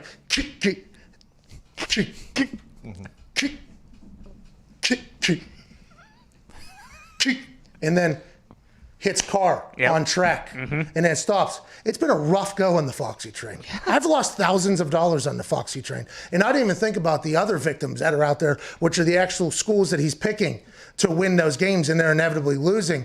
That is something maybe Michigan State fans should take up with their guy, Evan Foxy, about this whole thing. Let's not forget he ruined the entire Steelers season. Yeah. Well, 11-0, and then a lot of drama, by the way. in Pittsburgh because of him coming. Yeah. What he has done, so those that don't know, Evan Foxy, also not here, cannot defend himself. We will do that for him. The Steelers were 11-0, and the Detroit Lions were the Detroit Lions last season. And he said at this point of his life, because he's been a diehard Detroit Lions fan, which is true, by the way, he had lived and died with that Lions team and never had success ever, and still chose to root for them. Last year, after the Lions were ruled out inevitably, no chance of making the playoffs very early in the season, he said, I'm going to pick another team to root alongside of. So he chose to pick the hottest team, which was the 11-0 Pittsburgh Steelers team. Immediately upon him saying that, the Steelers' entire team went into a dumpster fucking fire. People asking to get people getting people retiring, people leaving the team. This guy stinks, losing. That guy stinks, fires burning everywhere. And then Foxy, once the Steelers season is over, says, I'm no longer a Steelers fan. Yeah. It's like, you've done enough, pal. I think Pittsburgh thought. Now I wonder if Michigan State fans will say the same thing. Well, I mean, they'll be back. Not to mention the Pistons, Red Wings, and Tigers, and every other team that he roots for. Stinks. We got to get to a break. 32 minutes into the hour. We'll take some phone calls on the other side. 1-888-MAD-DOG-6. That was a great phone call there. Allow us to talk about Evan Foxy's fanhood, which led to my FanDuel bank account. Which you've seen a lot of yodel. That's gambling, baby. But that Foxy train is Can't do it. You know those graphs we see? We're a big graph country now. Remember? Yeah. That whole thing was to slow down the curve. That's right. Which is on a graph. We're a graph country now. We don't even know it. My gambling graph looks like you're going Kilimanjaro right into Cliff's Edge down to the ground. That's Fade Foxy. Then it's Evan Foxy's pick. Then it starts climbing Mount Everest. Then straight down, dropping at the bottom. Is that the X or the Y? The X, I believe. The X-axis, it will say Evan Fox's bet. Then you'll see it climb again, and then you'll see it collapse yet again, and that's Evan Fox's bet. It's AMC, it's GameStop, it's Bitcoin, and then all of a sudden it's a tweet about something, Evan Fox bet crash. Shout out to Evan Fox. And your phone calls on the other side. This is Pat McAfee Show, Monday, March 1st.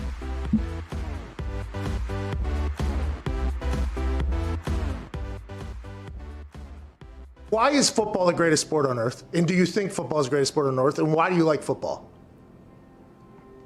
That's a really deep question there, Pat. I know. I think I'd get a good answer out of you, though. I think you'd be able to talk about it in a way that I think a lot of people haven't, because you've been at the pinnacle of it for so damn long, and inside of it, and your brain is a pretty fantastic one. We've learned here over the last few weeks, obviously. Last few weeks, that's it. That's all the time we've learned that.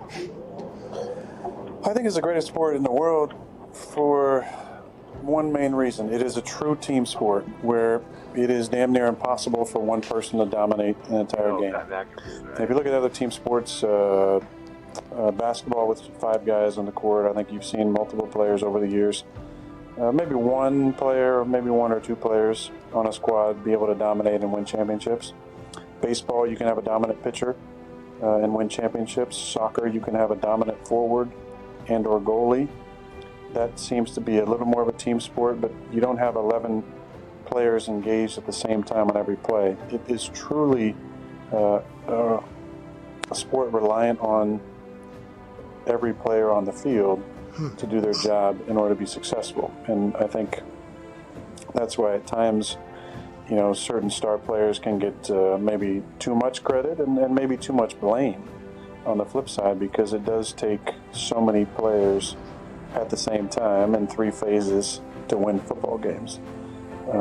And I think that's the beauty and the draw of our sport, is that something new happens all the time, because you are literally dealing with 11 humans on the field at one time who all have lives outside of football, and there's distractions, there's a reliance on coaching, there's a reliance on preparation, there's a reliance on diet and performance. I just think there's so many facets to it that you see something new every single week, and I think that's the beauty in our game. When it comes to the love that I have for it, it's rooted, and I think like any player who's played for a long time, the love is not just about our sport, it's about competition. And I think there's nothing in the world for me that fills that need and that hole I have like competition. I think if players who play for a long time at a high level, you have that need to be satiated competitively, and it's a love of going out there and going against guys and being in an environment where you know that nothing is guaranteed. And that's why at times I've taken umbrage to people saying that it's easy, because it's not easy. It's never easy. And I think that's the beauty in our game, is that you see things new every single week. It's never easy. And your only thing you're guaranteed is the ability to compete. I love that aspect of it. I love competing.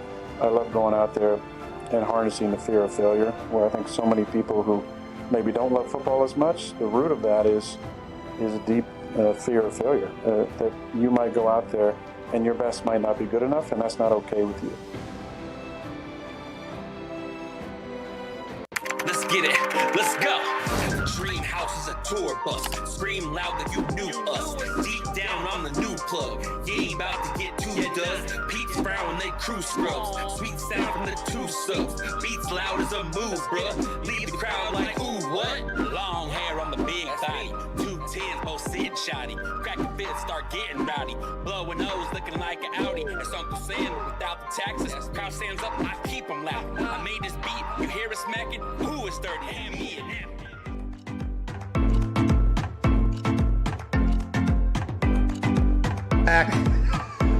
The update thing popped up immediately upon me. Classic. I mean, like within an 18th of a second of me hitting. Yeah. You know, I wanted the whole, welcome back. This thing and I have problems. Technology. That's why I always mess with this one. Hell yeah. You know, I'm a big this one. Apple thing. You know, I'm a big Apple guy. Sure. This is trash. Yeah, that Dell stinks. Okay, this is trash. But you know who isn't? I saw a commercial for one of those, I think it's Samsung. They have a new camera, 8K on it. Really? Battery lasts all day. It's a phone, but that's the camera it has. Oh, no. I mean, well, the iPhone will tell you that the battery lasts all day. I was going to say, all that stuff's horseshit. No, they wouldn't lie. It's all horseshit. But the 8K camera, though, I mean, the camera looked Probably looks pretty sweet. It also It looked- blow up on a plane. What? Oh, yeah, that's what happened with the last one. Note 7. That's because you can't have 8K on a fucking that small of a device. Lil Wayne was pouring champagne on it and then just blew up on a plane. Yeah, remember he was dumping his. What happened to CeeLo Green? His face got blown up by a damn Samsung. On a No, plane. that was a jet ski, If wasn't it? you get Is that on Nautilus it, Barkley? you get on a plane. They literally say, if you have a Samsung, please turn it off while we take off. Really? Please flush it down the toilet. We want to live on this. Bro, their camera looks so good, though. It is good. I mean, you're playing Russian roulette. Pretty much. You're playing Russian roulette with your phone. Also, not everyone wants a phone that's this big, you know, and like this wide. When you have to like put it up against your chest to use it, it's kind of tough. Apple's large too, though. I like They the are. big one. Then you're sending green texts, and you're the pariah. Ugh. It's a nightmare. Yeah, they have no chance. That blue-green text thing is really the game changer. Can't go back. No. Can't go back. And you look terrible in that green Should text. make it red. You're dead. Get it out. Oh, really? Yeah. Oh, wow. You hate Samsung, huh? I mean, unless it's blue, I don't need it. Does Samsung work in Canada? Oh yeah. Really? Oh yeah. They got bombs phones up there, too. Bombs everywhere, my Bomb friend. phones. I watched something. A World War II bomb blew up this morning. Yeah, it was awesome. In England. It was awesome, but boy, if somebody just accidentally happens upon that like it's Tropic Thunder, I mean, that would have been a massive kaboom. Oh, yeah. Old buddy's riding his bike in the alley or whatever. You know what I mean? Just doing it and boom. Where was it? Looked like it was in the middle of downtown somehow. When I was over in Europe, like in high school, I believe that did happen to like a Belgian farmer. There was an unexploded shell in his field, and he ran his tractor over it and fucking killed him. You know what it's like whenever you hit a beehive. Yeah. One of those things. It is terrible. You know what I mean? Just absolutely terrible whenever you hit the, what's that? Oh, the bomb. Oh, okay. Oh, gotcha. That's a fucking big boom, dude. Oh, yeah. That is a very big boom. You know what I mean? Like, that is a massive kaboom. And it seems like there's a lot of buildings around. Is that just something that there is over there? Yeah, there are in Europe. There are a lot of unexploded shells still just kind of exposed. Oh, no. Hey, it's like we always say. Adolf Hitler was a bad guy.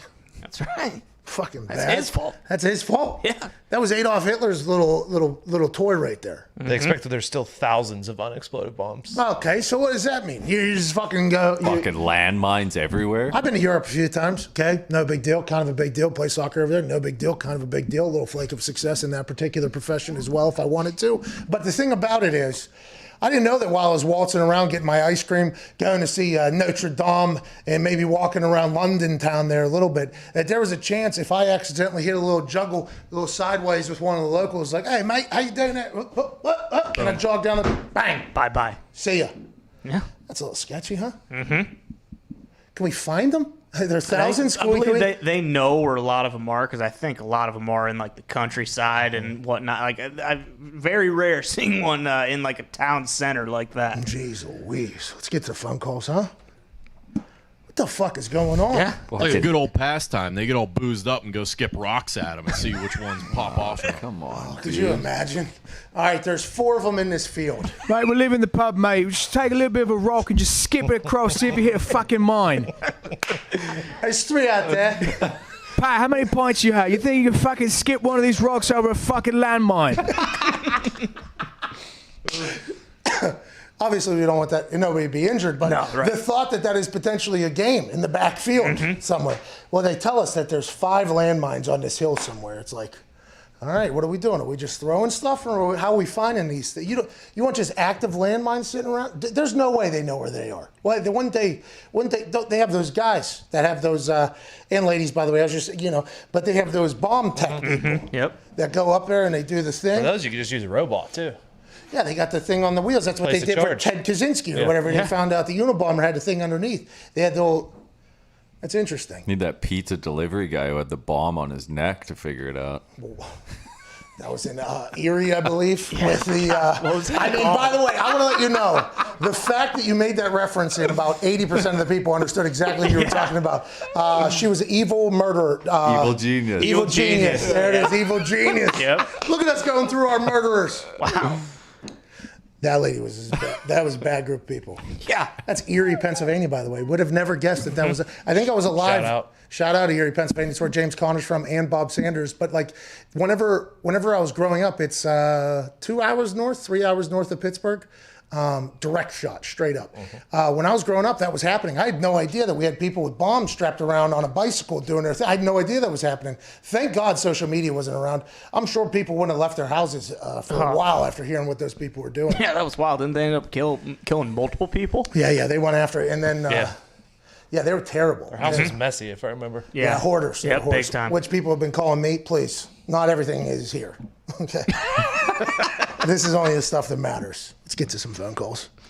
Jake, keep an eye out when you're walking around England. How are you doing, Pat and the boys? Hey, not too shabby, Jake. Love your energy. What do you want to talk about, pal? Well, I just wanted to, so I'm a huge Steelers fan, and I'm glad to see that J.J. Watt hates his family. Yeah, that is what people are saying. But I was wondering, so do you think that Juju's going to come back to Pittsburgh? Yeah, I think that's probably not going to happen. The reason why, not because Juju won't get an offer from the Pittsburgh Steelers. I don't think it'll be enough to be able to keep up with whatever somebody else is going to pay him, I'd assume. Juju, by the way, however you feel about him, you know what I mean? There seems to be a discrepancy and a cutoff in Steelers fans on, and that's an age thing. Right? Who hates Juju? Who loves Juju? You know what I mean? There's 2 different ways to view it or whatever. But in between the lines, aside from a couple things that happen on a football field, you could potentially do that. I think he's going to be a wanted player in places. He's going to be a great 2 somewhere. They're going to add him into somewhere. I think the value that he's going to garner from some teams might be too much for the Pittsburgh Steelers to want to match it. And if Juju, who's young, has a chance to potentially go somewhere else that is loaded and it's more money, you would think that would be where he would want to go. Yeah, he's going to get number 1 money. And I'm not exactly sure that he is number 1. He's really good. I'm not sure he's the number 1 though. And the Steelers. Whoa. Your tone has really awfully changed. What do you mean? Bit. Well, Juju B's got to you, pal. You went on vacation, got a flat tire, now you're on the other side of it. It's all right. Hey, it's all right, cover cowboy. I don't know what any of that means. Okay. But the Steelers are really good at drafting wide receivers, so why pay one who's going to be overpaid? Okay. Anything else? As of right now, no. You don't want to say anything else about Juju? He hasn't done anything besides try to steal the Power Rangers fame recently. No, the Power Rangers were with Juju. Yeah. It's not Juju, it was with the Power Rangers. All the Power Rangers did a dance, and he just stood in the back like, yo. No, he's trying to spotlight on Power Rangers. He choreographed it. Yeah, I do believe he was part of the choreography. Yeah, I'll be here so they can't see. And then once 1, 2, and then they get right into the, the whole. And then I think he even did a. Well, if he's still worried about making money on his goddamn TikTok and YouTube, he should just play for like $1 million a year, and then that's fine. Yeah, let his business grow. Yeah. Well, maybe he wants to invest himself, okay, with a little bit of the money that makes from the football field. What he's earned. Hey, Bingo, you're never overpaid. You're paid exactly right because somebody decided to pay you that amount of money. Remember that. That's right. Let's go to Ben in Phoenix. Congrats, Ben. Cardinals say Super Bowl. Oh. Let's go, Ben. What's up, boys? How are we doing? Hey, not too shabby. How are you? Doing good, man. The desert out here is electric right now, I can tell you that. One thing going on, though, that a lot of people don't know is the Cardinals have jersey number 99 retired. Oh, no. About that. Does he know? What's going to happen there, boys? Oh, great question, Ben. Ben, real question. Did you guys have any idea you were in the J.J. Watt sweepstakes? And are you guys pumped about J.J. Watt coming out to the desert? I tell you what, I think literally 0 people had J.J. Watt coming to Arizona. I thought he was going to go to the Bills. That would have been cool, but let's go. I'm stoked, baby. Let's go. Attaboy, Ben. Attaboy. Jay Glazer did tweet out that the Arizona Cardinals had been in the thick of it since the beginning, this whole time. As he reported before. Breaking news. Did he report that before? I don't think so. I didn't see it. No, but he didn't say that. He said it. Cardinals had been in the thick of the water. So why didn't you say it before, Jay? Well, he's just letting us know that they have been in. I mean, they're paying him $31 million. We assume they've been in the hunt. Yeah.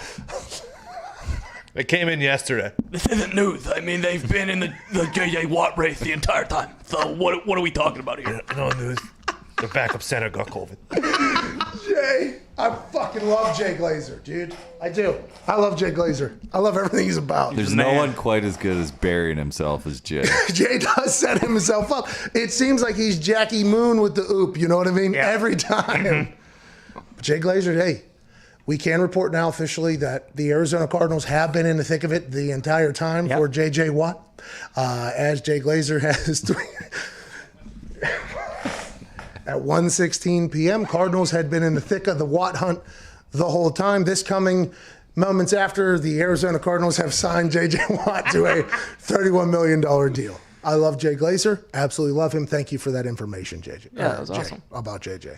Well, like I said, I mean, everybody knew. That's why I had said it, 45 minutes after he signed with them. Everyone knew he was going to the Cardinals. You can expect that the replies are much more like this. Yeah, I would assume. Well, that's why as soon as I saw the ratio upon, I immediately knew, oh, no, this is not going great. Again. Not again. I love Jay Glazer. Hey, Josh Norman said it. Sometimes whenever you're in the game, you're going to get got, okay? You just got to get yours more than you get got, though. Marshawn Lynch, an original quote. Josh Norman last week about going and punching for the ball, Derrick Henry throw him. You're going to go. In the news-breaking world, sometimes the news that you break, it's going to get you got a little bit. But Jay Glazer has hit much more than he has missed. Let's have a little respect. Yeah, well, and he also got buried, 75 feet under with the Brian Allen stuff, so he can never really get any worse than that. Let's go to Pat in Buffalo. Pat, what's going on, dude? Hey, boys, I Jay see Glazer. you guys mentioned the did not deserve that. mayor of New Orleans. Yep. Did you guys see that the mayor of Seattle tweeted her back? No, what the mayor of Seattle say? Do we have mayor drama? We do. She said, I love you, mayor, but keep your eyes off Russ. His home is Seattle. # Go Hawks. That's what I'm talking about. Russ Okay. ain't saying go Hawks. Oh, classic mayor bet. Mayor's the Pittsburgh the Pittsburgh mayor's last name was or somebody's Ravenstall, right? Raven Stooge, yeah. That was the mayor, right? Yeah. What did he do? He said he would do something against the Ravens with a Raven name in it. Some Steeler stall or the mayor's. Oh, here we go. This is the mayor of Seattle. Shout out to Pat from Buffalo. Love you, mayor, but keep your eyes off Dangerous Wilson. His home in Seattle. # Go Hawks. Oh, by the way, I didn't. Sorry, Pat. I cut you off in the second half. And so Seattle is in the market for an NBA team. Don't make me go there. Oh shit!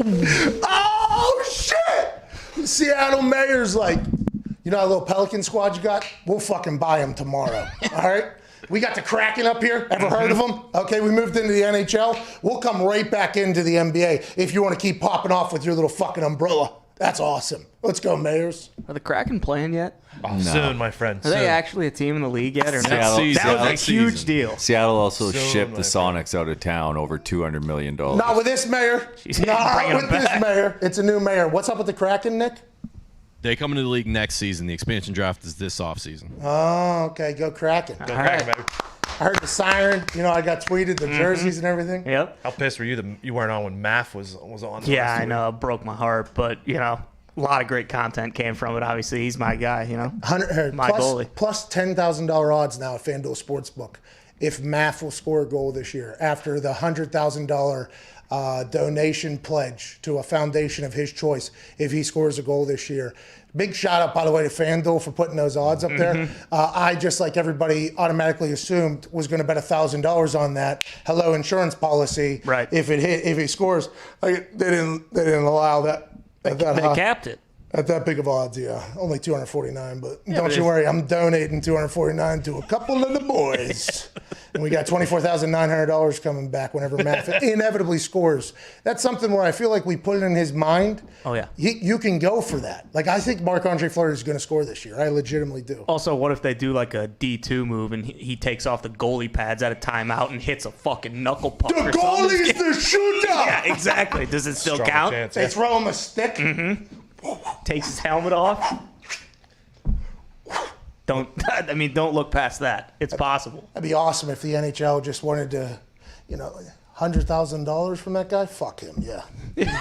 They do it with like those high schools where the equipment manager comes in or whatever, and they're like just feeding them rebounds.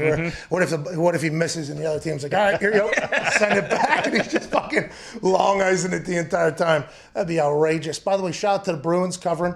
Shout out to the Pens getting a big win. There is some real hockey going on right now. There's some good hockey happening, Nick. Not that we have enough time to do a full diagnosis of this thing, but hockey betting is a good place to be right now. There's a lot of money to be made gambling on the NHL. Hell yeah, it's about time you guys came around. Well, we don't watch. This is just like soccer, right? Don't have to. True. No, listen, I do watch. Pens are playing, I watch it. Out here in Indy, it's tough to find them, though. They're never on television.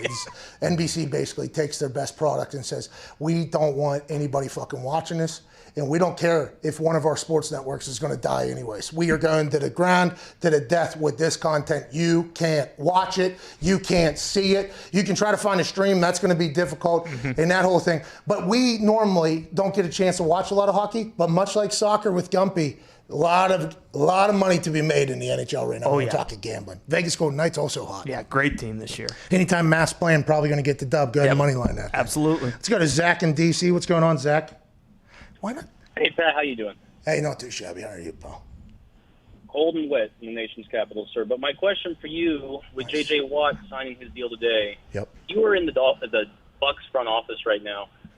Who are you franchise tagging, and who are you trying to pick up in free agency? Well, that's so interesting. If I'm the Tampa Bay Buccaneers, I believe is who he asked about, because you have no idea what vets want to come down there. So if I was to get a list of who wants to come down, then I'll be able to tell you who we're franchise tagging. For instance, Chris Godwin might be a guy that people are saying is going to get franchise tagged, but what if there's like 4 wide receivers that say, hey, we'll take next to nothing to come down there? We love Chris Godwin, but if we can save the franchise tag money to go down, I think that is the situation you have to think about with the Tampa Bay Buccaneers. They got a lot of shit to figure out. Who wants to get down there? A lot of people. How much do those people want to get paid? A lot of leaving pieces, potential retiring pieces. They got a lot going on. Now, obviously, that is what they have to figure out in this whole thing. But it's hard to give a prediction on who I would franchise tag because I have no idea who's potentially pitching back door that they want to get to Tampa immediately. In terms of marquee names, doesn't it probably make sense that AP will go down there because if they don't sign or franchise Fournette or something like that, and he already mentioned he wants to go down there, that seems like something that would make sense. Leonard Fournette, though, started playing his best football by far. He's young. You know what I mean? There's a guy you think about potentially, at least another year. Let's see how it goes. But the running back franchise tag is very high. If you have another, but Leonard Fournette, the way he was playing, wouldn't have won the Super Bowl without him, probably. I wouldn't have won that $25,000 parlay if it was. That's right. He started playing his best. That's something they're going to have to deal with, I guess, year in and year out, right? Because that's just the way good teams go. Is people end up leaving because when you win, there's enough to go around, is what the old saying is. But the enough to go around doesn't necessarily mean with this organization. It means other people are going to want to get that as well. Fournette's going to demand a good bit of money. Yeah. And if you're the Bucs or you're not thinking he was playing his absolute best at the end, why not continue that? I don't know. I'm not a GM. Shout out me for not being a GM. Shout out. Shout out you guys for not being GMs either. Shout out. Good luck to all the GMs that are making decisions out there, especially Cesario with Jack Easter. Yeah. All right, hour 2 is coming to an end here. AJ Hawk will be joining us on the other side, and Cam Jordan of the New Orleans Saints will also join us in the third hour, plus more of your phone calls. 1-888-MAD-DOG-6. This is the Pat McAfee Show here on Monday, March 1st, 2021.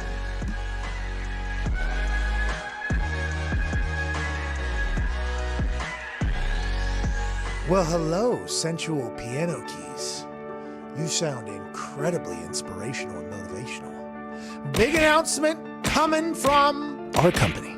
You know, throughout my entire life, I've made decisions that people have said, ooh, that is stupid. You've read about them, you heard about them. When I was in high school, I went to an underground poker game, won $1,400, flew myself down to Miami, won a kicking contest, and got a scholarship to West Virginia the next day. I turned my back on soccer that day. Everybody said, you're an idiot. Why are you doing that? You have more schools looking at you for soccer than you do for football. What are you thinking? Fast forward 8 years with the Indianapolis Colts, and I was on top of the world, top of the mountain. How's the view? Not too shabby. And when I was at the top of my game, I decided, you know what? I'm going to pursue some other stuff. My friends and I are going to go to work on the internet. We're going to try to chase fulfillment as opposed to just a paycheck. And there were some interesting responses from people of power in the sporting world. Make them tear the uniform off of you. Sure. Look, somebody needs to stage an intervention. People who know this guy, get to him now. Make him put his helmet back on and get to camp. Oh no, there's no intervention, Wilbon. No, no, no. Here we are 3 years after that date, and it's a celebration, bitches! Cut the music! Let's hand out some bags to the boys. For the boys. For the boys.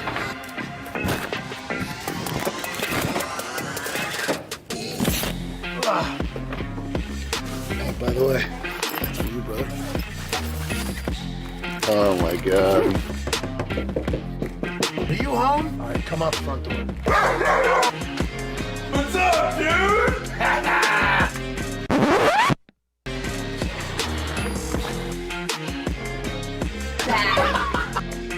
What is this?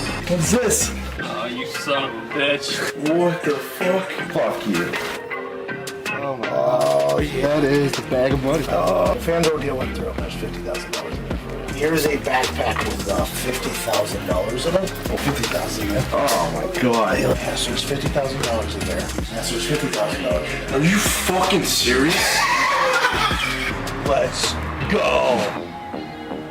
Did you rob a bank? Oh, man. Let's go, dude. Let's go. I appreciate you, buddy. Yo, this is... Appreciate you, man.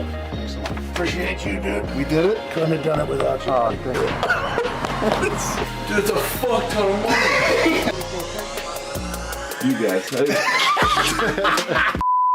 When I asked Dan Patrick for some advice, he told me always take care of the boys. Well, and you should know those people that are there with you, that their value cannot be overstated and should not be overstated. So, Mike Wilbon, they didn't hold my jersey on me. They didn't hold my helmet on me. We didn't have an intervention. What we have is a celebration. Because when you bet on yourself, sometimes you hit for big. And for us, the only place we'll bet for the next couple years, in an exclusive deal, FanDuel backed the Brinks truck up to our office, and we have never been more thankful, more excited, and more together as we promote the greatest sports book on planet Earth.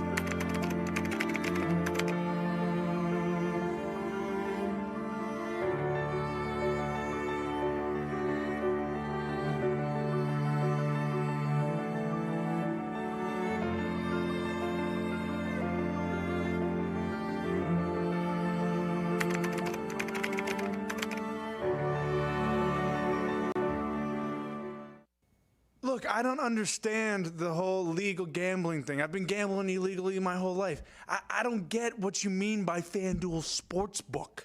Dude, illegal gambling is done. It stinks. Legal gambling is the greatest thing of all time. FanDuel Sportsbook has so many good bets. They even refund bets that they think didn't deserve to lose. They got all the spreads. They got same game parlays. You have to start gambling on FanDuel Sportsbook if you're in a legal state. And that's not the only thing. They make it so easy to withdraw and deposit money. You can just link your bank, deposit whatever you want, withdraw whatever you want, whenever you want. Yes, I mean, this please. truly is the greatest sports gambling app out there. He's right about the banking. It is the greatest, but you really don't understand the bets that this sports book has. They have in-game bets. They have in-game parlays, and he said it, but I'm going to say it again. The odds at this place are the best, and once you download FanDuel Sportsbook, we are going to take all of their money. All of their money.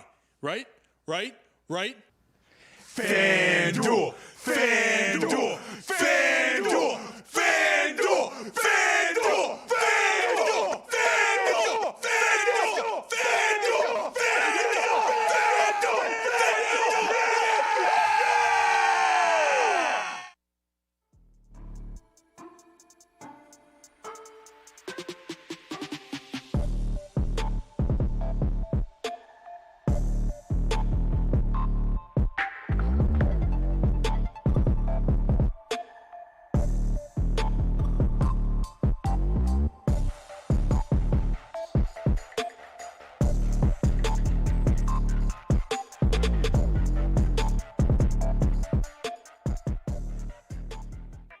The Pat McAfee Show. There'll be no rules for our guests, for us, for the things we can talk about. Speaking his mind I've never had a problem expressing my opinions or my thoughts or anything like that. while being relatable. I haven't had that manufactured fake-ass celebrity that a lot of people have whenever they go on those big networks. I've had a chance to really build my crew, build my following, build my audience. And ridiculous. What am I supposed to do? So I'm supposed to look at something that I can definitely afford and say, nah. Is that what I'm supposed to do? The Pat McAfee Show starts in 3, 2, 1. Welcome back. Welcome back. Welcome back. Hour 3 here on this Monday, March 1st. Will begin immediately following this beat drop. From Twine, shout out to you. Joining us right now is Super Bowl champion AJ Hawk. Yeah. AJ, how you doing, pal? Coors Light, huh? Silver Bullet. Silver Bullet. Yeah, Silver Bullet. Yeah, I'm doing well. How you doing? A lot of news happening today, huh? We had a little news drop in the middle of the show. J.J. Watt is going to the Arizona Cardinals. Obviously, Jay Glazer reported that the Arizona Cardinals were... They've been in on J.J. Watt the entire time. Okay? They were in the hunt the whole time. So, unbeknownst to anybody that was outside of the J.J. Watt team or the Arizona Cardinal team, nobody really knew that this was happening.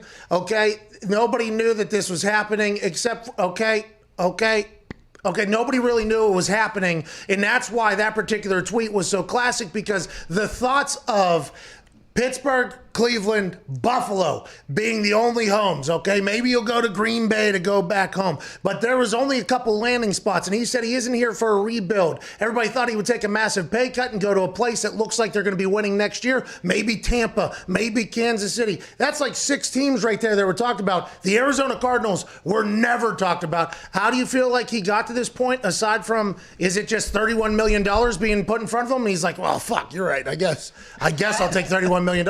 Or do you think there's real hope in this Arizona Cardinals team going on a run? Well, I definitely feel like there's some hope with Arizona, but I also feel like I'm sure they came in as one of the highest offers to JJ, one of the best looking deals. $23 million guaranteed, I think, was a big part for him. Yeah, you can say, hey, we'll sign you to a 2-year, $31 million deal, and only 7 are guaranteed. Then it's a 1-year deal. Like, JJ doesn't want that. He wants the 23 guaranteed. $23 million guaranteed. Is there any? You asked us a week ago about what we thought JJ Watt's deal would look like. There is no chance that a $23 million guarantee would be a thought. I don't think anybody would think like that. Good for JJ, though. Yeah. People in Pittsburgh are saying he hates his brothers. People in Green Bay are saying he hates home. A lot of people are saying a lot of things, but the Arizona Cardinals add to that defense that they needed help with last year. They're losing Patrick Peterson. Who knows how? But you got Budda Baker, Isaiah Simmons, Chandler Jones, who is now also J.J. Watt's chef, by the way. J.J. Watt, and then Kyler Murray, Larry Fitzgerald. Who they got a running back over there? Chase Edmonds. Yeah, he played well though, didn't he? Yeah, I think Kenyon Drake. Kenyon Drake is a free agent. Yeah, so they got some players over there. And Kyler, if he can continue to get better, here we go. Oh, Nuke, by the way, DeAndre Hopkins. Jesus. Yeah, there you go. That's a big one right there. But also, he's familiar with the defensive coordinator. Vance Joseph was in Houston as the DB's coach for a few years, and I know Vance from my time in Cincinnati. He was the DB coach there, coaching Pac-Man, which he did a great job with them at the time. And I know just from speaking with Vance back in the day, he would mention JJ multiple times, like how good he was, how much he liked him as a player. So yeah, it makes sense too, like on all fronts when you look at it. And that's why I guess Jay Glazer knew that they were in the hunt the whole time. Oh, how about Jay Glazer knew? We know JG knew. We all know JG knew, you know. But how about the thought of you're getting JJ Watt, you know, the leader in that locker room too. You know, Fitz, great leader, obviously. I'd assume Chandler Jones on the defensive side, but with Cliff Kingsbury only being in his third year, Kyler Murray's very young. Maybe getting more veteran presence was also something that they thought about. This is just a perfect fit for us. That's why they're like $23 million, no problem. We need this in there. I mean, it's very intriguing once you start dissecting the decisions being made here by both the Cardinals and J.J. Watt, and him squatting right now March 1st. He ain't got time to wait. He wants Cardinals in the big game rather soon. And he already has the Cardinals shirt. So when did they ship it to him? Like when it looked like the deal was going to get done? Did he buy this on his own? How did it happen? Oh, did he overnight it? Did he overnight that thing? How did they keep it quiet? Or, man, sorry, just said Photoshop. He just said it's bullshit. Really? Can you pull that back up, Z? Yeah, I don't know. It's pretty hard to do that little fold right there. Especially with the nipple, too. That looks team official. I mean, with the nipple problem. Hey, you see those jersey swaps all the time, man. I It's know. amazing what people can fucking do with a computer. I know. I agree. The internet is very talented at doing things, especially now with these deep fakes, by the way. I saw a deep fake Tom Cruise today. Wow. That was damn near Tom Cruise. It looked like, but maybe he overnighted it. And if he did overnight it, even more impressive that no information got out. Right? I mean, we had to text JJ and ask him if any of this information's real, and he comes back and says, we're not talking to anybody. It's like, okay, so who is talking then? Seems like potentially the Diana Rossini report now inevitably comes directly from Arizona for the $15-16 million offer, or maybe there was other teams that did that, and this is just what JJ was thinking, but none of the news we had read was worth a single fuck now looking back on it. Yeah, I think the most surprising thing about JJ signing in Arizona is that nobody even, I don't remember anybody mention it. Now, I'm sure there will be a lot of people that come back and show their tweets. They were in on him the entire time, AJ. You were? I guess I should have been following you, Jay. I'm not following. Oh, my God. Hey, has Jay always been on the show, or is this recent? He just got on the phone. And by the way, you know, I have to reiterate, all right, for the Bills out there. The thoughts and opinions of Ty Schmidt do not reflect that of his co-workers, peers, or employer, but we do welcome them because that is what a good conversation has to have. I'm not saying anything bad about him. I think he's a great guy. Just, you know, sometimes. Listen, you know, Jay, you don't have to make yourself look like a dipshit, you know, all the time on Twitter. He does alley-oop himself, but he does well as well. Jay Glazer's been in the game a long time, but aside from him, nobody talked about it, dude. Nobody. That's why, I mean, there's a chance that somebody's going to make a motivational video that is about the Cardinals and nobody gave them a chance to get J.J. Watt. And they're going to have clips from our show going like, oh, he goes here. He'll be able to win here. And they'll be like, nobody believed us. It's like, come on.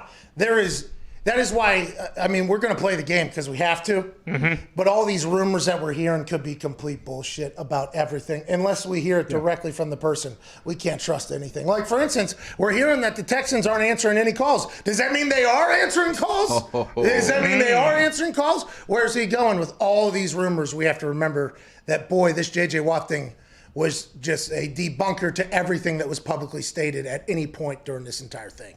Well, I think first off, to defend Jay, his tweet, he's not lying. Yes, the Cardinals were absolutely in the thick of this hunt the whole time. Yeah. This didn't just happen over the last 6 or 7 hours. No, yeah, we agree. That's what we all. So that's why. Do you need to? Do you need to? Is the question. I might put that tweet out. I might put that out like 7 o'clock tonight. Hey, the Cardinals were in the hunt the whole time. By the way, same reaction from us to you as there is to Jay Glazer. So Jay Glazer needs to know that. Jay, this is all love here. Yeah, I guess what it tells me, though, don't you think, Pat, because we haven't really heard people talk about Arizona being a possible destination for JJ, that no one really gives the Cardinals a chance to win the Super Bowl? Yeah, that's exactly because he's ring chasing. So if you really want to spend, he's ring chasing, so you'd never think on earth to go to the Arizona Cardinals. But if you start looking at their roster and the way they're set up, and maybe a potential trade with Jack Easterby for Kyler, for Deshaun with another first-round pick, all of a sudden you got Deshaun, Nuke, and J.J. Watt, the 3 pillars basically of the Houston Texans. Whenever you're talking about greatness in Arizona, with some others in a much better run organization at the moment, you would think from looking in from the outside, that would make this whole thing a ring-chasing opportunity, and maybe that's what they sold JJ on. Yeah, I'm sure that they had a plan in place, and they showed it to him, and he felt good about it. But I wonder, like, are you saying Jack Easterby maybe traded to Arizona? No. I'm talking about winning, not losing. Winning. We don't know. We don't know until years down the road if you would win that trade. If Jack went He's untradeable, AJ. Jack Easterby does have a non-contract or non-trade clause in his deal with God or whatever. But the thought of Deshaun, deal with God, non-trade, won't go anywhere else. You know, because there are some people that believe in something, and then all of a sudden halfway through they're like, this seems like bullshit, and they go to another one. And then it's like, well, I don't believe in that one either. Jack Easterby's not that way. He's locked in. Jesus is crip walking forever. Yep. Shout out to him, non-trade clause. But imagine if Deshaun ends up in Arizona, Deshaun Watson, and you're a Texans fan, you would just what? You would just have to start. You'd be a Cardinals fan all of a sudden. Yeah, that's how that or would a Cowboys work. fan. Yeah, that's what you would have to do. That'd be awesome. I mean, I don't see any way that happens. Don't you think that the Cardinals believe Kyler's the future? None of this is real. You know what I mean? None of it could possibly be real. But Kyler got better, right? Year 1 to year 2. What is he going to do from year 2 to year 3? You think you'll be able to figure out if you're Kyler, and maybe even Cliff Kingsbury a part of this as well, because he's trying to figure out NFL offenses as we go, kind of live in real action as well.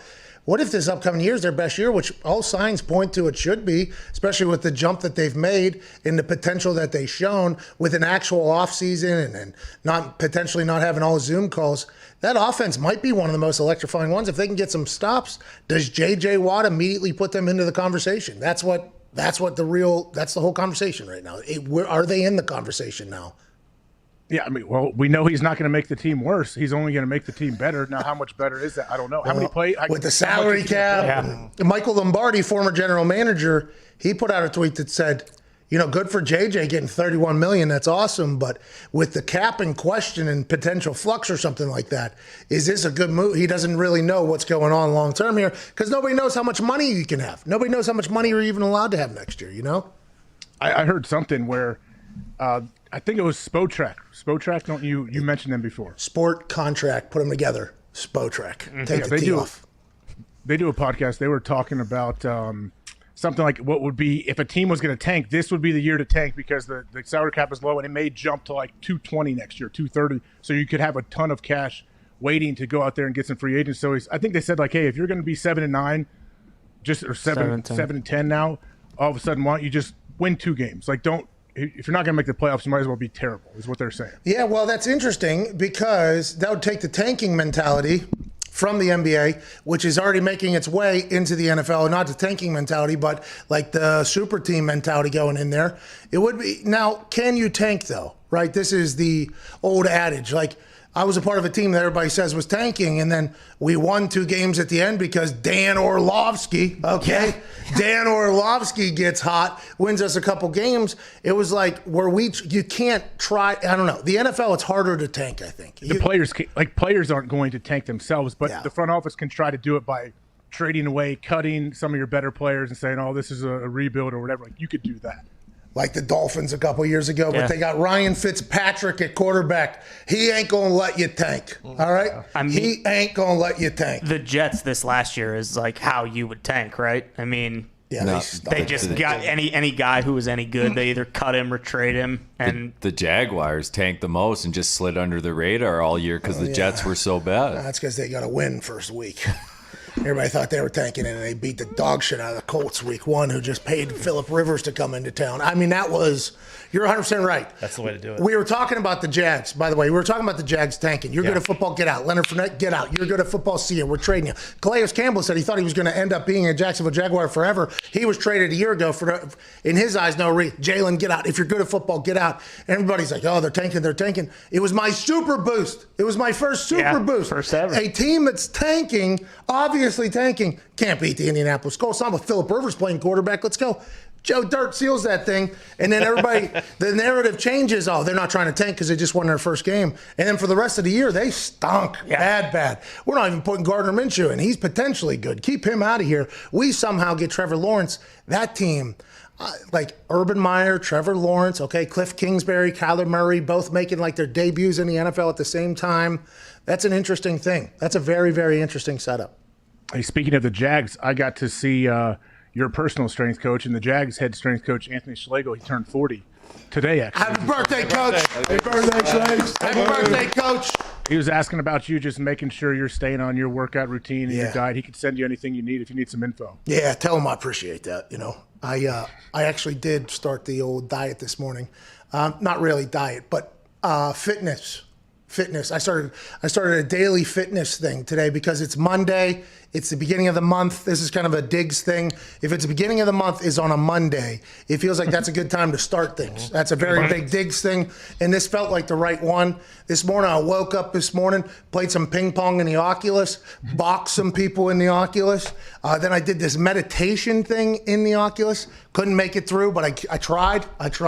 Did some push-ups. You know, I'm starting a fitness thing, so tell Coach that I'm getting in the right path, but I got no idea what I'm doing out there. I'm still going to eat sandwiches, I think.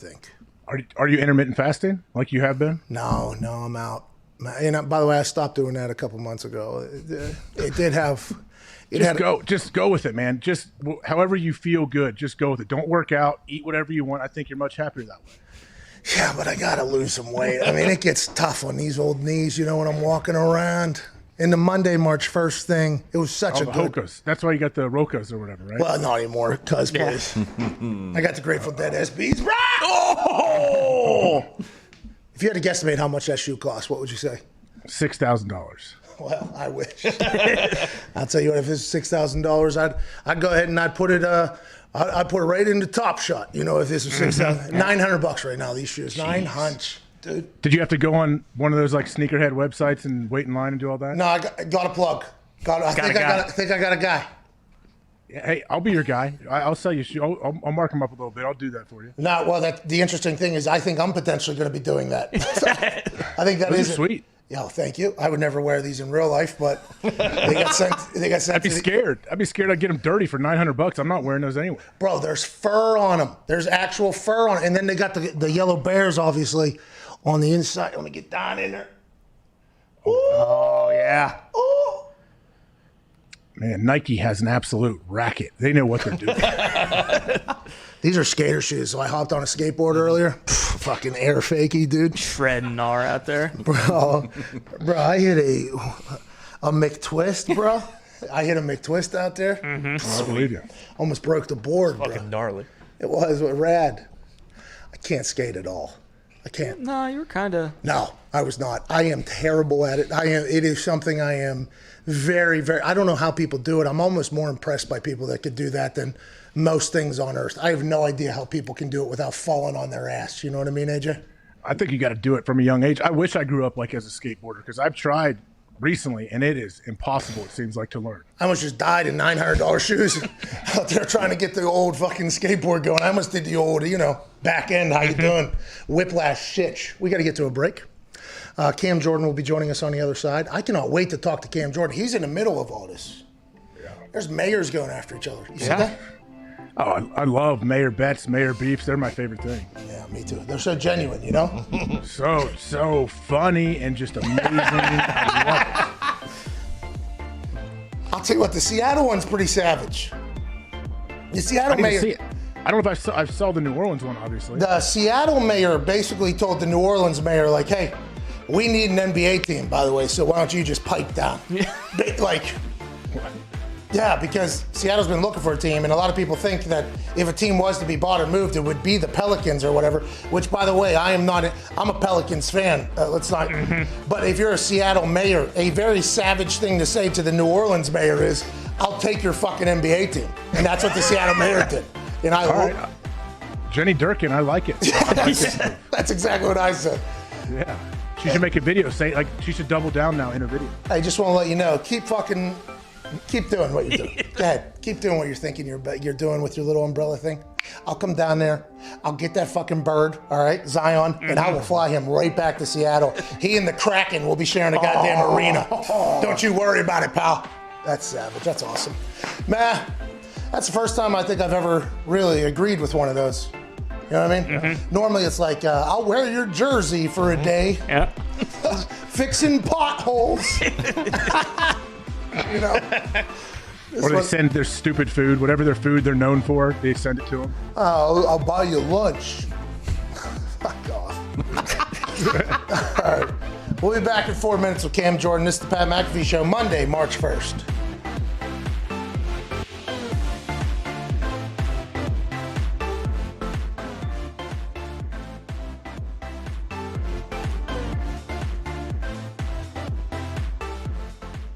We are moments before going out onto the field and kicking some field goals to raise a crap ton of money for the kids.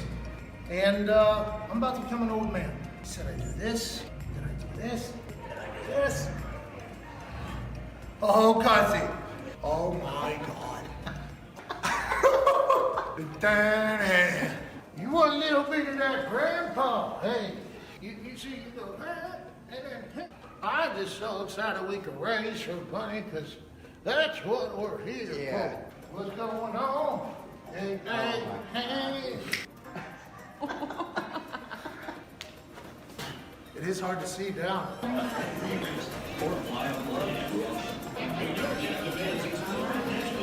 Cool, Grandpa.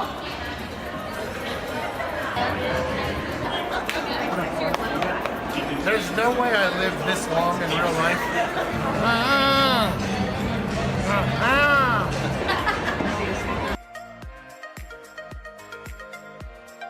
Ladies and gentlemen, give it up for our contestant and cheer him on as he attempts to raise $70,000 for cancer research. On your mark, get set, go!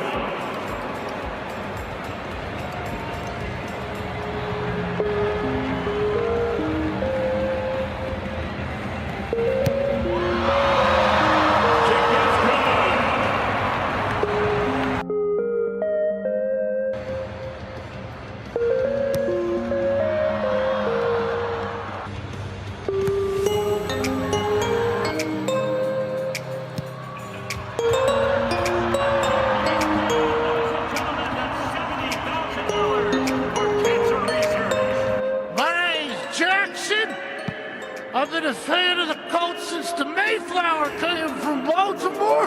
I don't know, sir. You sound a little familiar. This is the greatest city on earth. And ladies and gentlemen, it was my honor to raise $70,000 for cancer research. Sorry, I missed a couple. I'm an old man. Let's go. Let's Ladies and gentlemen, give it up for Pat McAfee and $70,000 towards cancer research. Go Colts! And the ball's leaning back.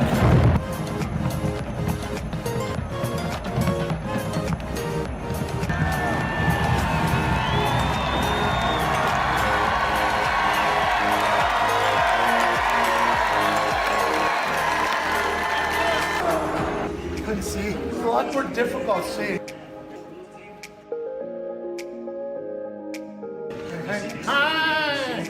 Old man's got a hammer.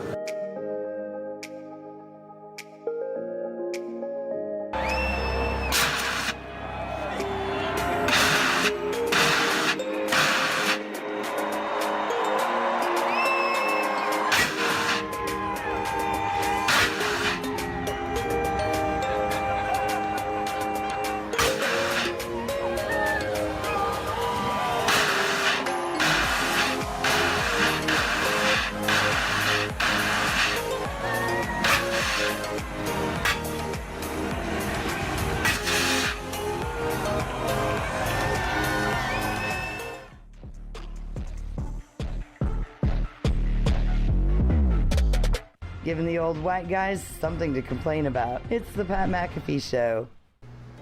Welcome back to that show. It is presented by Manscaped. Go to manscaped.com/Pat and you'll get 20% off and free shipping. And this is international shipping. Wow. That is a wow. Yeah. Hey, normally it doesn't happen. AJ, you can even get it shipped to Ohio. Yeah. Free shipping. It's not exactly international, is it? Well, I mean, saying it could. You could. It's a part of it. Gump could send it back to some people in the homeland. Exactly. Fucking leaf blower. Yeah, they're running an industrial vacuum cleaner behind you, it sounds like. Oh, is that real right now? It's a leaf blower, yeah. It's a backpack one, too, you can tell. Manscaped.com/Pat, 20% off and free shipping. They have the greatest stuff in the below-the-waist grooming game, plus the ear, nose, hair trimmer, ear and nose hair trimmer. The Weed Whacker is amazing. Yeah, Welcome back to the sleep show. on the ball toner either. Oh, yeah, or the ball reviver, whatever you got going on. Ricky, it's loud. That's so loud. Mitt, Shut him up. Mitt, will you go ask them, like, if there's any chance that you could do it, but like an hour from now? Say, like, hey, I'll do it, but like 1 hour from now? He's right Thank you, over there. Mitt. Shout out, Mitt, dude. Shut up. I'll be excited to hear all this. We'll be able to hear. Oh, because you'll have to scream over that. What do you got, Gumpy? No, I thought you were going to say something. AJ, there's a guy blowing something right into our studio, it feels like, right here. It feels as if it's just a full-on jetpack is taking off right here. But we must stay focused. This is a show. Joining us now, ladies and gentlemen, 6-time Pro Bowler, 3-time All-Pro, a member of the All-Decade team. Ladies and gentlemen, from the New Orleans Saints, Cam Jordan. What's going on, Cam? Man, I'm just making sure everything's on. You know, at this day and age, I be messing up this Zooms, web calls, FaceTimes. Yeah. Happens to everybody. We got a leaf blower going right into a microphone right now, so don't even worry about it. Thank you for making time with us. It was 1 year ago today, by the way, you and I ran into each other at a Pelicans game. The world immediately following that seemed to have just changed completely. So it's great to see you again. Cam, let's talk about New Orleans. The mayor came out and said, Russell, Sierra, you'll feel comfortable down here if you would like to come here. It is alleged that Drew might not be done. You had a comment about Jameis Winston a week ago with Gary Morton Anderson, I believe. Shout out Morton Anderson. Where are you at right now with trying to avoid basically all the bullshit that's surrounding the team that you're on right now? Man, look, I just had an amazing 11-day drive from Louisiana to Arizona. So, I'm just catching back up on everything. We got here a couple days ago.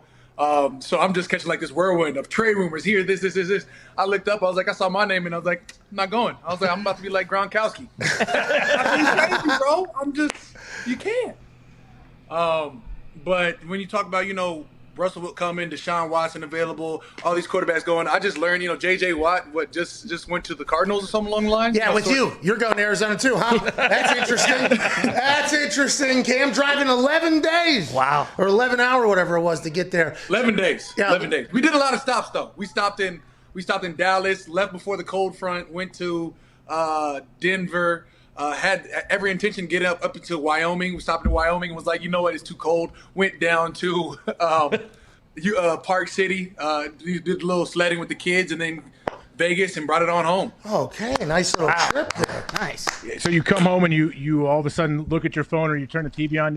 What do you think if you feel like, oh, why is my name being thrown around? Do you call your agent? You call the Saints? What do you do? I sit back and laugh. You can't control that. I mean, look, up top will do what up top does, but when you have some sort of level of trust with the organization, have been there for a decade, we know that our head coach and Mickey Loomis and all the guys who deal with the numbers have always been the same people they've been the last 10 years. And if something was going to happen, at least I'd hope that I'd get that phone call and we talk about it. But all I can control is what's in front of me. As you can see, I just got on, I've got 3 sweatshirts under here. It's March 1st. It's time to start easing back into training. So that's what I'm on. You got to lose 11 days worth of travel weight. I respect it. I think you're going to do fantastic. Double the hoodie up. The team you've been on for 10 years has been so good. That's why these conversations are so magnified, right? Because the Saints are a team that's in play every single year. Last year, whenever you were speaking, before Drew Brees came out, at that point, I feel like you kind of had a feeling that Drew Brees is going to come back because you said the team I play for has Drew Brees as a quarterback, is actually what you said or whatever. And then Drew came back. This year, it feels different with Drew, doesn't it? This year feels different with Drew, from outside the locker room at least. Inside the locker room, did it feel different? There was that report that Michael Thomas was playing because he thought this was potentially Drew's last run in this whole thing. Did it feel like that inside the locker room at all? No, I mean, we talk about, every year we feel like we're in a great position to win, or at least put ourselves in contention to have a chance to win. You talk about Mike Thomas coming back. Mike Thomas comes back because he's an ultimate competitor and he loves winning. And when you talk about what Drew brings to the field, that's exactly what we've always known, a certain standard of how professional he is. Now, the last playoff game didn't go the way we wanted it to for numerous reasons. But when you think about what we've done the last 4 years in running the NFC South the way we have up until this last playoff game, that's something that we have to capitalize upon. And Cam, we talk about Drew and his retirement. I'm bouncing around, but I'm also like, every year prior to this, I've heard trade rumors. I've heard, Drew headed towards retirement, and every year he's proved them wrong. Every year he's came back, and every year, for the last almost 5 years now, we made it to a playoff run and been in position to make a real run in the Super Bowl, and at least in our locker room feels. So when we talk about Drew retiring, I don't really want to answer this question until I have to.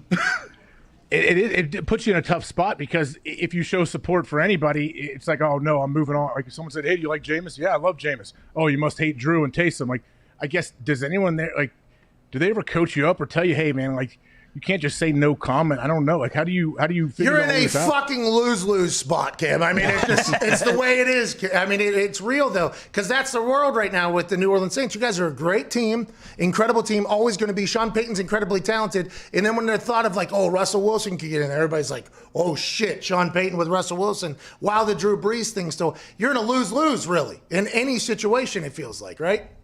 Right. I mean, we went 3-1 with Taysom. Hell, we went 5-0 with Teddy Bridgewater. Then you still have the gunslinger with Jameis Winston, who, Sean has already, Dub said, hey, we'd love to have him back. And I don't see it as a backup role, which means eventually that he is seeing, Drew Brees retiring sometime. Now, whether that be this year, next year, 2 years from now, whatever the case may be, our contingency plan right now involves Jameis. And so I can look at him and be like, hey, Jameis is a hell of a quarterback. We've seen him for 5 years over at Tampa, and now we got a year watching him, the way he worked, the way he practiced, the way he took the game from Drew and implemented some things, and knowing that he's already a 5,000-yard gunslinger in the National Football League, something that he don't have to prove. Now you've improved, as Marshawn would say, your mentals. He's gotten a little bit better behind one of the best to ever do it. So now, you're in a position to say, hey, we do have some viable options if Drew is to retire. Well, he not only took care of his mentals, he also took care of his eyeballs, too. He got LASIK. Yeah, Remember, right. he couldn't Got that quick LASIK. He couldn't even see whenever he was thrown for 5,000 yards whenever he was back in Tampa Bay. We're talking to Cameron Jordan, obviously legend of the New Orleans Saints. Speaking of Tampa Bay, your defense this year, unbelievable. I honestly believe for a large part of the season, the conversation revolved around the Saints being the team that could go because of how great the defense was. Just like the Niners the year before that, the conversation was the defense. This year, it felt like your defense was one that could potentially make an entire Super Bowl run. You run into Tom Brady, obviously. We all know how that whole story ended. But what do you think of your defense going into another year where a team in the division is going to be loaded with weapons? They're going to have a lot of weapons. They're going to come back, hopefully, in their eyes, continue to hit stride. As a defense, what is your mindset going into the offseason? Man, first and foremost, you think about, the addition of what Quan Alexander meant to our defense and how he came in and had a surge of play before he got injured. And then you think about, Demario Davis signed an extension, so he's going to be with the team for a couple more years, or for years to come. And how stalwart he is as a defender, as a linebacker. And then, of course, this year he added on like 5 or 6 sacks to boot as well. And then you talk about, how the defensive line really came up. You had David Onyemata, 6.5 sacks. You had Trey Henderson leading the team with 13.5, going crazy this year. And you love to see it happen. And then, of course, I'm on the other side, stopping the run, playing the pass, etc. But you talk about our secondary, who's special. You know, you had Jackrabbit, you had Marshawn Lattimore, Marcus Williams, Malcolm Jenkins came in, and then you had C.D. Ducey, Chauncey Gardner-Johnson Jr., you know, whatever. The whole secondary core in itself just really showed up this year with their ability to, at times, take out some of the best wide receiving cores in the game. Team was unbelievable. Your defense was awesome to watch this year. It really was. Ty, what do you have? Cam, did you consider letting Lex Lumpkin slime you at all during the Nickelodeon game? It seemed like you were pretty apprehensive to that when they were trying to slime you. Yeah, he kind of dunked on that kid. Yeah, look, had I been slimed, I was probably going to dunk him in the slime as well. Okay. It goes slime for slime, you know? But I was willing, but I just, you know, like, just got done playing the game. I was really trying, like, in my mind, I was going to slime Sean. But Sean had already took off and ran off. So I was prepared to slime Sean. I wasn't prepared to get slimed. There's a whole mindset you have to be ready for. Yeah, it's two different worlds. You had one of the most interesting masks I'd ever seen on during that interview. Is that your day-to-day mask there? Not at all. Look, I found that, my wife found that mask and then had, you know, sent it my way. And I was like, you know what, I'll check this out. I did not know that there was like a little like pre-fog mist that you're supposed to put on that thing. So I was all, you know, I looked like Hannibal Lecter. I had everything just breathing through it. I was like, oh, I didn't know there was prep game for this. Hey, by the way, I would not have known that there's a mass game prep that you have to do either. But as you were telling that Lex Lumpkin kid to go to hell, basically, with that thing on, it was a magical moment. I mean, an absolutely magical moment. I mean, if anything, it was an easy opt-out for him. He's like, I don't really trust this monster with this mask on. Arizona, is that always home in the offseason? How long is that? Absolutely. And why is it? Good training out there? Is that why is Arizona home? Is that where you're from? Yeah, 12 houses down. I was raised about 12 houses down. Hey, we own the block, honestly. My dad lives 12 houses down. My mom is a house down. My mom and grandma is a house down from him. My sister is about 15 houses up, and my brother is about 17 houses up. So 2 houses beyond my sister's. So in about a 25 house radius, we have 9 grandkids. 8 grandkids out here rolling. Oh, that's awesome. Good for you. Congratulations. Good luck this offseason. Can't wait to see what the Saints do so you can, you know, finally give answers and motivate whoever is going to be the quarterback inevitably. Absolutely. Appreciate you guys for having me on. Ladies and gentlemen, Cam Jordan. Thank you, man. Yeah! That'd be impossible, you know? Because their defense was unbelievable this past year. Defense was so good. Defense is going to be so good. But if you don't have a quarterback, it doesn't matter, you know, Cam? So you got to ask him about that. He handled that very well. He seems, though, to believe with his Morton Anderson conversation and what he just said, Jameis is going to be the guy. And it feels like he's got faith with what he saw behind the scenes. What's that? And during the interview, Rappaport put out a video basically saying that Drew, they has received no indication that Drew is playing. He is retiring. But Drew is just waiting for the right time, is basically what Rappaport said in the video. That's why is he doing the growler crawler thing. He just wants to be in shape for life. Good Never for him. seen this before. Good for him.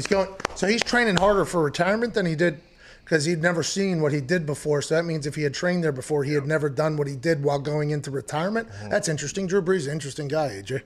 It's a new record. Did you hear the guy, the trainer? Yeah, that head of hair was record, glorious. Dude. Can we run that thing? Do we have that video? No one's ever gone that far. So now, so to set new records, you just got to go like 1 foot farther than anyone else is going. I think usually people just don't take off and run down the block, AJ. Well, nobody wants to get better. Hey, you know what, Pat? At the church, this is what we can do at the church when you get all set up there. We'll do these kind of things, and we'll all just set new world records. Press play there. Can we got sound on it? Where's he going? Joe. What? Drew! What are you doing? Joe! Okay. He's never done that. Ever. Sounds like Pat. Hurry up! Relax. Don't know what he's doing. DB, come on. What? DB, come on. I'm not sure what he's doing. Never quite been done before. He needed a black and back. Had his phone rolling at the right time. That's a new record because it's never been done before. Shit! Classic Todd Dirks.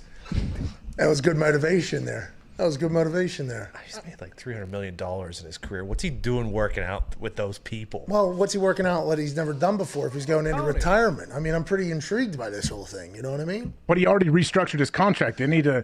What was that about then? $1 million down from $24 million, whatever. I get tweeted that every single time I talk about how Drew has not officially announced any decision. A lot of Saints fans go, he restructured his entire contract. I'm like, okay, all right. I mean, then why don't you say it? Then if he's truly done, what is he waiting for? I guess. Well, you know, AJ, that's the game. You know, just like last year, we had him on Super Bowl Radio Row, and we asked him, and he said that he feels like the time will be right when the time is right.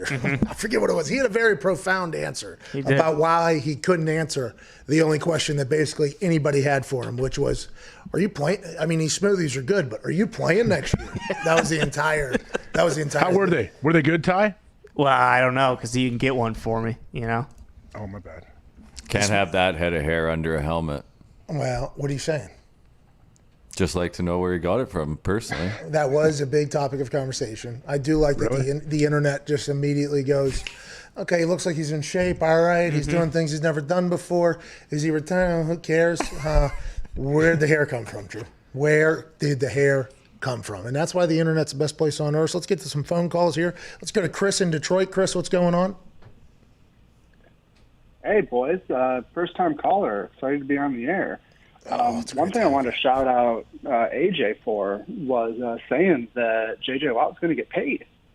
You guys were busting him a little bit last week saying, oh, yeah, you get that much money. Turns out he was underestimating J.J.'s skills. So shout out for that. Yeah, shout out, dude. Shout out, dude. Good job, AJ. Good job, AJ. Shout out me, yeah. Shout out. Shout out. One of the things I want to talk to you guys about is calling from Detroit, calling from Hockey Town. Some of the terrible marketing from the NHL. Obviously, it'd be great to get back with the mouse, even get on ESPN2. I believe after the last lockout, the NHL chose to go to the Outdoor Living Network. Okay. Oh, well then. Good channel. What happened? I mean, the Red Wings stink, so it doesn't, you know. I like where he was headed. He was talking about the NHL just being terrible at marketing, and I agree completely, 1,000%. I actually went on an entire rant about them wasting Sidney Crosby's career because everybody on earth should know who this guy is, but the NHL has buried him into an island of irrelevance with NBC as opposed to being anywhere else with the way they market things. Our hockey guy hosted That's Hockey Talk. Nick, are we, or myself, Chris, or anybody else wrong about that? No, not necessarily. I think he's a bigger deal in Canada. He gets all the endorsement deals in Canada. I think it's much harder to sign him to an endorsement deal in America because a lot of people in America don't care. Or no, or no. That's what marketing is. You know what I mean? Like marketing is like realizing it exists. And I feel like Sidney Crosby in the hockey, nobody even realizes it exists if you're not in a hockey town. Which has a team in it. Even then, maybe not even. Also, I love Sid to death, but he's not the most marketable person. Yeah, but you should see what he does on the ice. He just cares about puck. What he does on the ice. Hockey stinks at marketing, dude. Nobody has a fucking clue about that sport. You know what I mean? Like, it gets on ESPN. I think it'll get... And then the owners are even dumber. They banned the Olympics. Like, the only time most people would watch hockey would be the Olympics. So maybe, hey, we grow the game. And the NHL is like, not with the best players in the world in it. Terrible hockey's allowed, I guess, if that's what you want. But not NHL players. I'm like, where's the growth? Is there any thought of like, hey, we can get some eyes on the game maybe, and maybe get people Greed, purely dollars. They didn't go to the Olympics because they didn't want to insure the players. They went to OLN at the time, which then became Versus. Because they offered more money than ESPN did at the time, even though it's less than a fraction of 1/3 of the exposure. Can we not zoom out of the photo just a little fucking bit? Can we not look at the bigger picture? Can we not go high level just for one goddamn second in the hockey world? You put them in the Olympics, guess what happens? You got random slapdicks watching it all over the place. Then I was, I like this hockey. And then all of a sudden one night it's on, I'm going to keep watching this. I have a team in the city I live in. Oh my God, I'm going to become. And then instead it's like, nah, don't play. We don't want you to play. Also, we're putting you on the Outdoor Living channel so nobody watches this shit. Should be doing those outdoor games once a week. I think so too. Well, goddamn ice. Doesn't take. Oh, you don't do it in fucking Nevada. Hey, what's the best case scenario though? That they're on ESPN Plus? Like what with their next TV deal? Or even an ESPN Ocho maybe. I mean, just even if they're on anything. Yeah, just one game a night.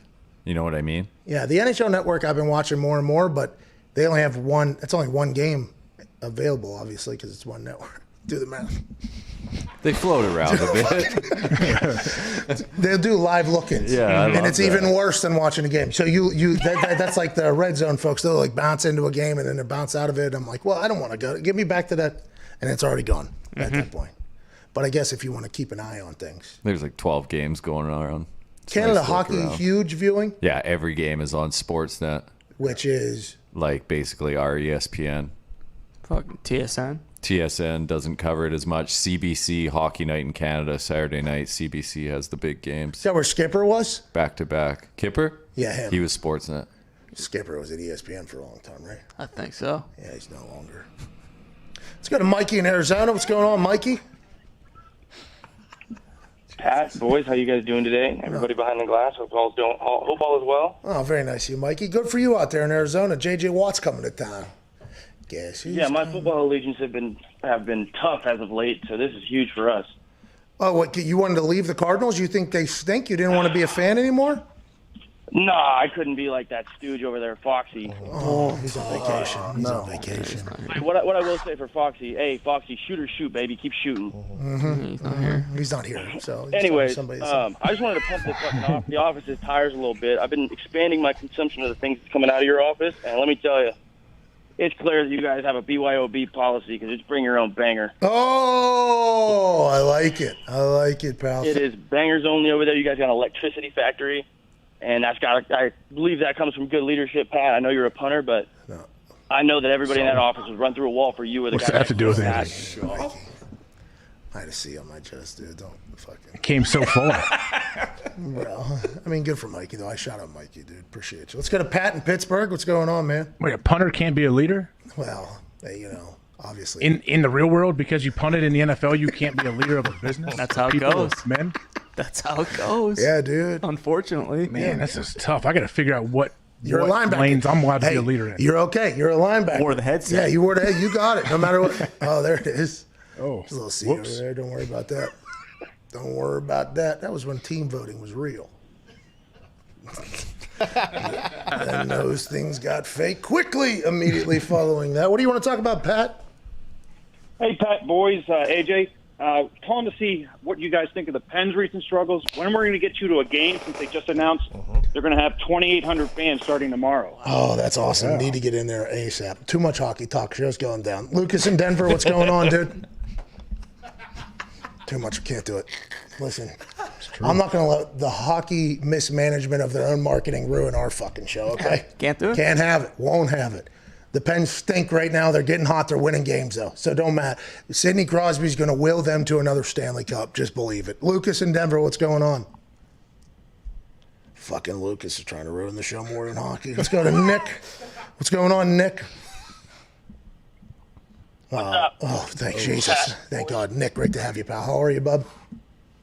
Good, how are you? Hey, well, I was gonna talk about hockey. Oh, Jesus. But I just wanted to Good see call, Nick. if we were gonna put the mortgage down on the Penguins tomorrow since they were gonna let fans. Oh, yeah, I didn't. Good call, Nick. Thank you for the heads up there. I believe Nick is calling from Plumboro, Pennsylvania, which, by the way, is where the Ballers Ball and the players play. Nick knows the deal.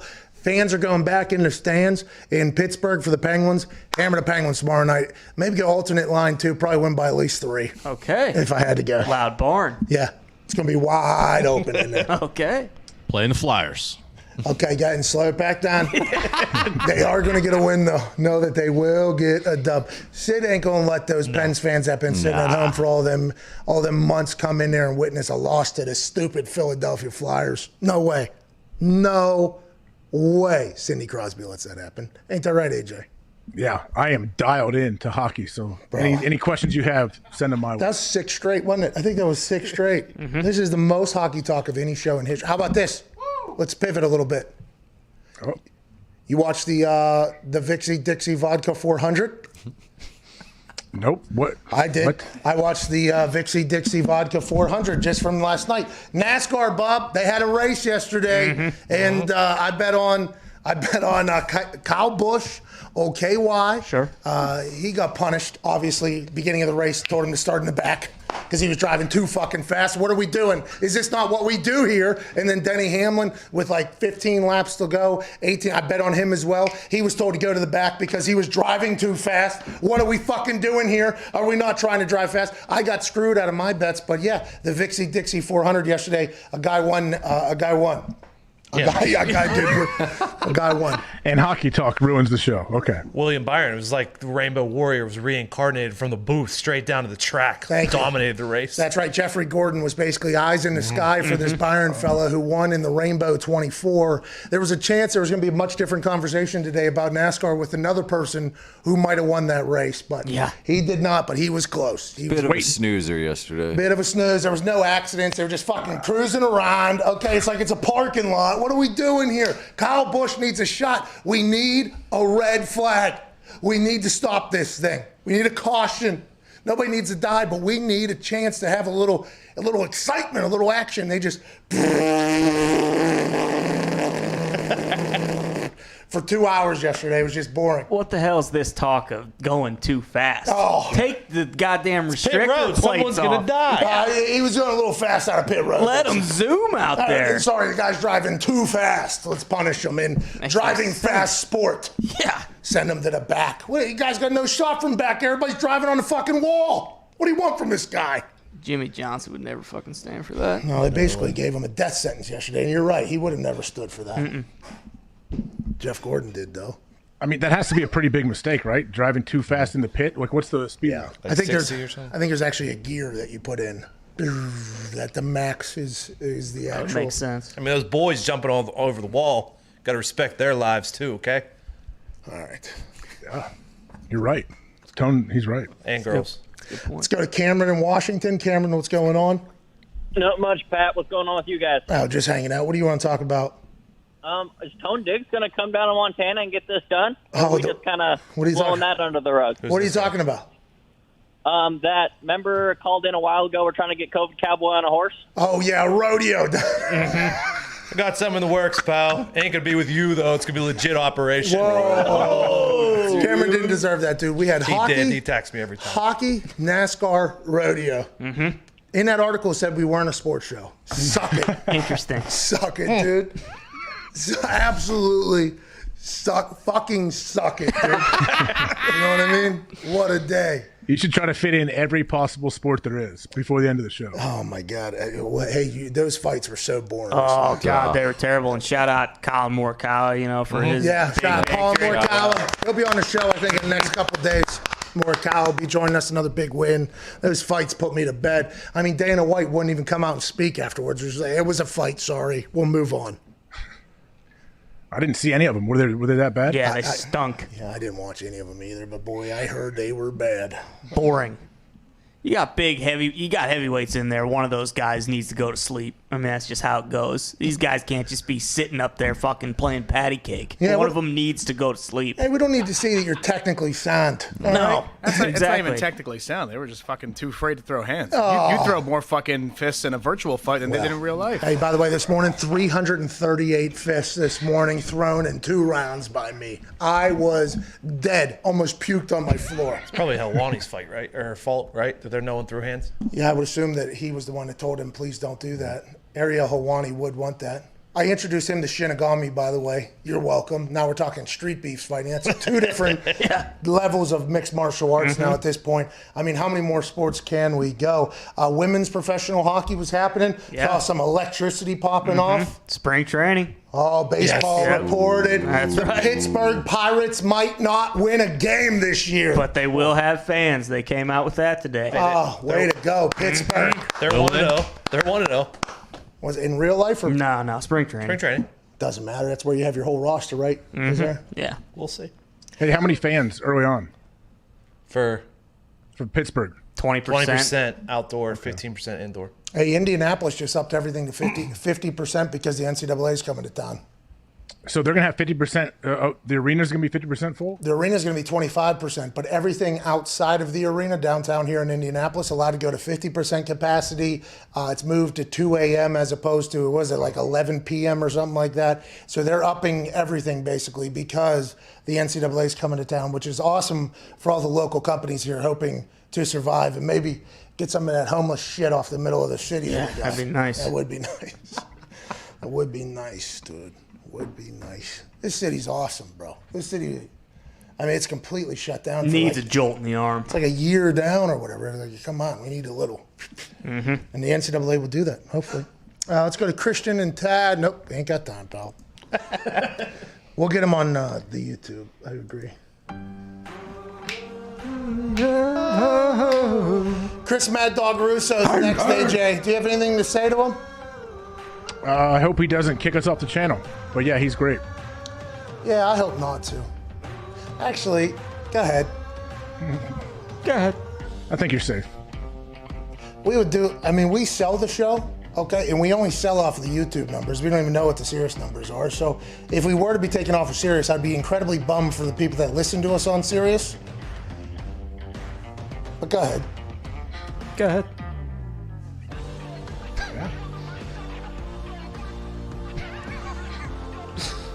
You know? Yeah, I think there was some Moto G dirt bike racing too that was on the other night. Oh, I saw that. You're right. Chris Mad Dog Russo, Mad Dog Unleashed. A family-friendly show is next. I didn't even think about Chris Mad Dog Russo potentially being a part of Phil's article. You know, like narrative. Mm-hmm. Until right there where I was like, oh, fuck him if that is the case. I don't think that's real, though. Nah. We should not push that out there. Phil Mushnick operates alone. If the barking was mentioned, then Russo would have been involved. Yeah, but it was not. exactly. They bark going in and out of... Tell you guys to stop fucking barking, okay? The cursing's fine. Cursing's fine. They better stop fucking barking. You're ruining the name. Oh, my God. He has to love it. Like I hope Mad Dog's people start barking him in and out of break too. I don't know. Is there anybody? I don't think so. I've never. There's somebody. I've listened a couple times. He's a good show. But normally we have shit that goes into it or whatever, so I miss it or whatever. I mean, that's the second real, time somebody took out of their day to write negatively about me that I've seen publicly. Pretty cool. It's pretty exhilarating feeling, believe it or not. Still got the fastball. No, I don't know if it's the fastball or not, but it is like, okay, I still can rattle somebody a little bit, you know? It's nice, because there is a lot of positive, obviously, with this show. How you doing? Keep it moving. Let's do it. To know that you could piss somebody off like that you've never met, pretty fucking empowering. It felt pretty good. He doesn't listen. There's no way he listens to the show. I read, didn't he try to claim, the lowest rated, or he said something about ratings and whatever. I'm like, first off, how do you know any of that? Yeah. He obviously, I don't think he's ever seen the show. Well, I don't think he's ever seen it either. He was talking strictly about the radio thing. And he probably did listen to a time. Think about him listening. AJ, you talk. Yeah. Now we know the little bit he's listened to. Okay, so, Jay, please. Imagine him listening, just bouncing around. I want to hear, Chris Mad Dog, he's coming up here in a little bit, and it's like 16 minutes until his show, and he's just sitting in his car driving or whatever. And all of a sudden... Imagine him just sitting in his car. McAfee! This isn't even sports! Oh, he's inebriated. Oh, fucking suck it! Imagine him just dropping into our show right there. That'd be awesome. Hey, when I saw it though, Pat, I saw it somehow. I thought it was The Onion. Like I thought it was sarcastic. I thought it was fake. It was awesome for us. It was great. I was Tell going to him thank you. Tell old Bill thank you. Yeah, Thank you, Bill. Thank you. I led off the show with a thank you to him. Legitimately, I got a lot of people who had no idea I existed, and they were like, "Well, if this guy hates it, there's a chance we're probably going to like it." And they just check it out, like, "Hey, welcome. You probably hate it too, but welcome to the show, pal. Welcome to the show." This is the second time, though. Bobby Burak talked about me in a little bit of a negative way. That's a fake name. Double B? Yeah, BB, dude. He hit me a little bit. It's a cool name. It is cool. I agree. Whenever I read it, I was like, good fucking name, that guy. It was talking about us signing with Sirius and doing this whole thing and, the history I've had of leaving places. You know what I mean? But if that guy had any chance of success, he would actually appreciate what I've done as opposed to, downgraded a little bit. I feel like pretty empowering to the creators, I feel like, at this point. Fuck Bobby Burek, but I'm sure he's a good guy. Like, if I was to meet him, I'm sure he'd be a good guy. I read a couple of his other things, but this is the second time Bobby and this guy. So it's pretty intriguing to me. That's a vast group of people. Bobby's a lot younger, Phil's a lot older. Still got it. You know what I mean? Could still get people riled up. Still get them a little bit going, AJ. Yeah, hopefully there's many more to come. I think so. I think it's going to happen. I think it's only going to get worse. You think that'll open up? That article could open up some of Phil's buddies' eyes, and then they're like, "Oh, I'm gonna go check this show out so I can write a hit piece." Yeah, I do believe that was like a bird call by Phil. You know what I mean? I think it was like a whoo! Yeah. Here, Mansouri just said, you want to hear some of the people that Phil Mushnick has gone after before. So Phil's been a big detractor of WWE forever. Yeah, I do know. I read that. In my, big. Right so, there, yeah. We know for sure that's a big part of it. Obviously, how invested you are. Rookie of the year. He came after Mike and the Mad Dog. This was Francesa and Russo back when they were still together in New York. After 9/11, he came after them. He came after ESPN and Stephen A. Smith in the summer of 2007.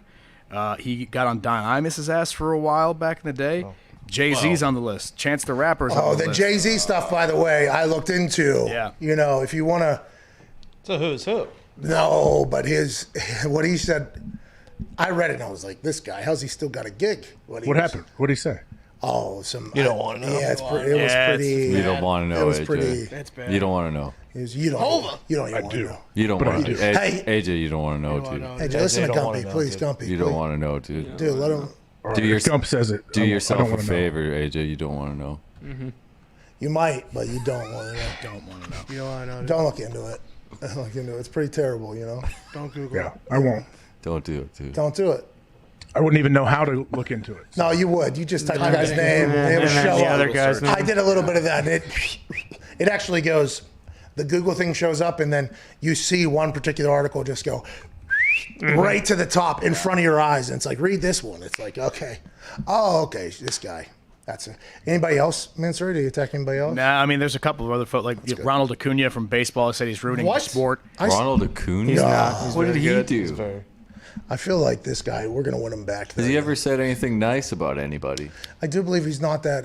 He Tim liked Tebow. Tim Tebow. Yeah, he liked Tim Tebow. We said. Oh, yeah. He said we ruined our honor to Tim Tebow. With little does he know, Tim Tebow, friend of the show. Yeah, there's nothing about Easterby in there either. How much we talk about how great he is. I'm a Jack Easterby guy. Yeah, he actually have a T-shirt.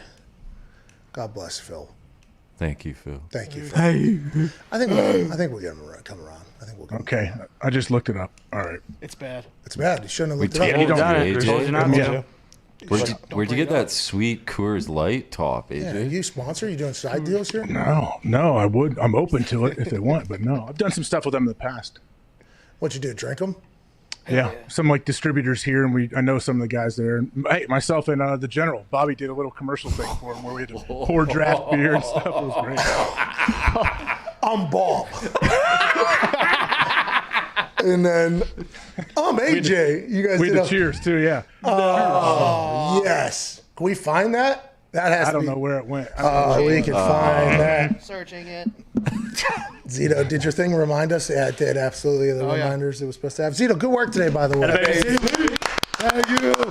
How'd you feel back there? I saw you lost a couple times. I saw you trying to, kind of finger fuck a couple things. Yeah, sometimes I named most of these things in here, and I just forgot what I named them. So it was funny to try to find which ones are named what again. It was entertaining because Zito is in my direct eyesight, right? There was a couple times during the show I saw him looking at all times hard to his left, and then all the way completely. I saw the back of his head, and then I saw him coming back, and then I saw it back again. I was like, oh, there is. He's looking for something here. And then all of a sudden a video would pop up. I'm sorry, I would get a thumbs up and then a video would pop up. I'm like, where the fuck did you find it on the side? It was pretty impressive watching you work today, Z. That was me actually stretching. That's what big fellas like me have to do nowadays. Just stretch midday. Smart. Let it go.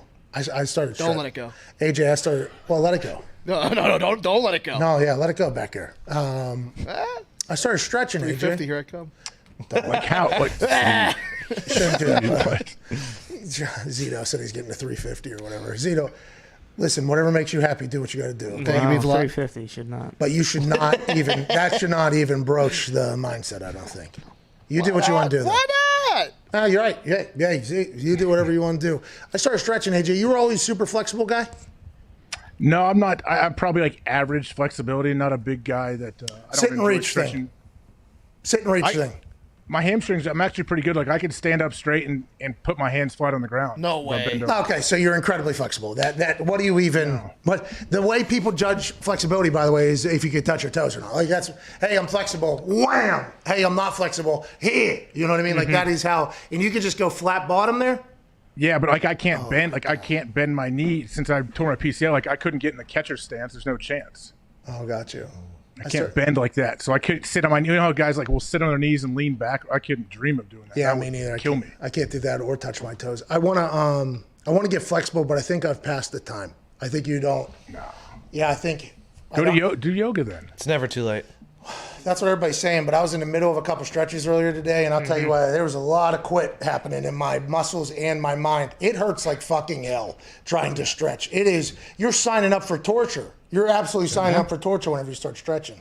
I'm like crying in there, fucking dying. Wait, are you doing it by yourself? Well, virtual reality. Well, you could bring someone in. And I know people have like stretching coaches. Like, I get stretched out 3 times a week. Old Timmy comes over and stretches me. Maybe I'll get into the pliability game and I'll have somebody stop by. I need to. All right.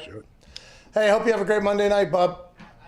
I think we found the video. Yes. See, that's what I'm sending it over right now. Zito I don't know why I even say anything on here. Actually, I want to see it. I want to let you know Zito did a head turn, another head turn, another head turn, thumbs up, got it. All right, here we go. It's a masterclass in interneting back there behind the glass. I'm not sure if it's the actual video, but it's screenshots of it, if that helps at all. Okay, copyright anyway, so we'll just use photos. Yeah. Smart, Zito. This is extra smart of you to do that. Oh, it says episode 1 with subtitles. Oh, what is this, a season of something? I don't know. Maybe we 3-minute shot a thing, so I few don't of know them. what it I is. gave like a speech to the distribute, like all the people that work at the distributing plant too. Put it up. Put it up. My speech is not up. That wasn't recorded. Yes. What a look. I don't know what the music is, so we can look Oh, yeah. Yes.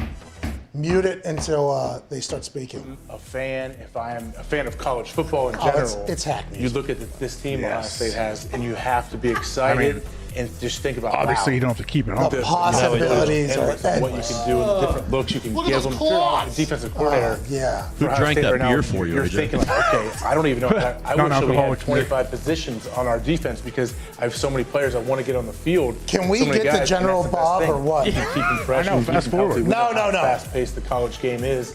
Where a lot of these offenses want to spread it out, run plays every 12 What's the seconds. techno music behind you for? Doesn't matter. Now we can rotate in guys all game. I don't know why I'm talking so much. You have at Ohio State. Here we go. They have the depth to be able to do that. Where it's not just you have to worry about playing juniors and seniors. You have some freshmen and sophomores that you can sprinkle in there. Yeah, that's my cafeteria. Give 25, 30, 35% of the reps to keep everybody fresh. And allow them to rotate guys through, and it gives you that creative possibility. Get guys out there and take advantage of unique and specific talents. No, Coors is better. That maybe otherwise Did you wouldn't fight be able him? to do Is that how that because you don't happened? have Did you? This did body you? type. Did you? this guy. I don't know why. He looks like he has a little bit of a black eye there. I'm not sure. That was probably 3 years ago, 4 years ago. So they said, hey, we're going to have you drink some Coors Light in this bar, and then we're going to put some Haas music behind it, but we want you guys to have a legit, deep conversation about that Ohio State football team. Is that what happened there? That's awesome. Because Coors Light is a big sponsor of Ohio State and different things, so they have big cutouts in supermarkets and different places here. I don't know why I said supermarkets. I don't think I've ever used that term. Grocery stores. Aldi's, yeah, I got it. Aldi, where I shop, Aldi's for sure. Are you a cutout? Are you a Coors Light cutout in Ohio over there? No, I don't think so. But they had like different contests for. Man, I don't know what exactly that whole program was. AJ, you said you've never had a concussion. That's 2 got years this ago. You pullover should out of it. fucking know what this is. You should know what that is. Come on. I know. I remember doing it. First off, that's not like a bar. That was their like little huge tasting room in this giant new facility that they have. So they wanted to show off their new digs and everything. That's awesome. It's beautiful. You went all the way out to Denver for that? I drove about 15 minutes from my house here in Ohio. Oh, okay. Because that's, Tap the Rockies. I heard there's a beautiful moment at the end of this video. It's With you, man. Excited for the Buckeyes season. Just excited to drink some Coors Lights. Cheers. Cheers. Yeah! Pass it! Oh, no! Cheers, dude. You didn't even drink the What fucking happened? thing. We did drink it, and we must You're have not done a allowed to, take right? without drinking it. Maybe they were. There's weird rules on if they. I don't know how that works. Can you go back to the cheers on TV? You can't. The internet, though, you can fucking drink it. We are Restarting. There has to be a way. So you guys just toasted that and then just hold it? Yeah, I don't know because we did have a few of them, but I don't know why not there. God, you boys are yoked.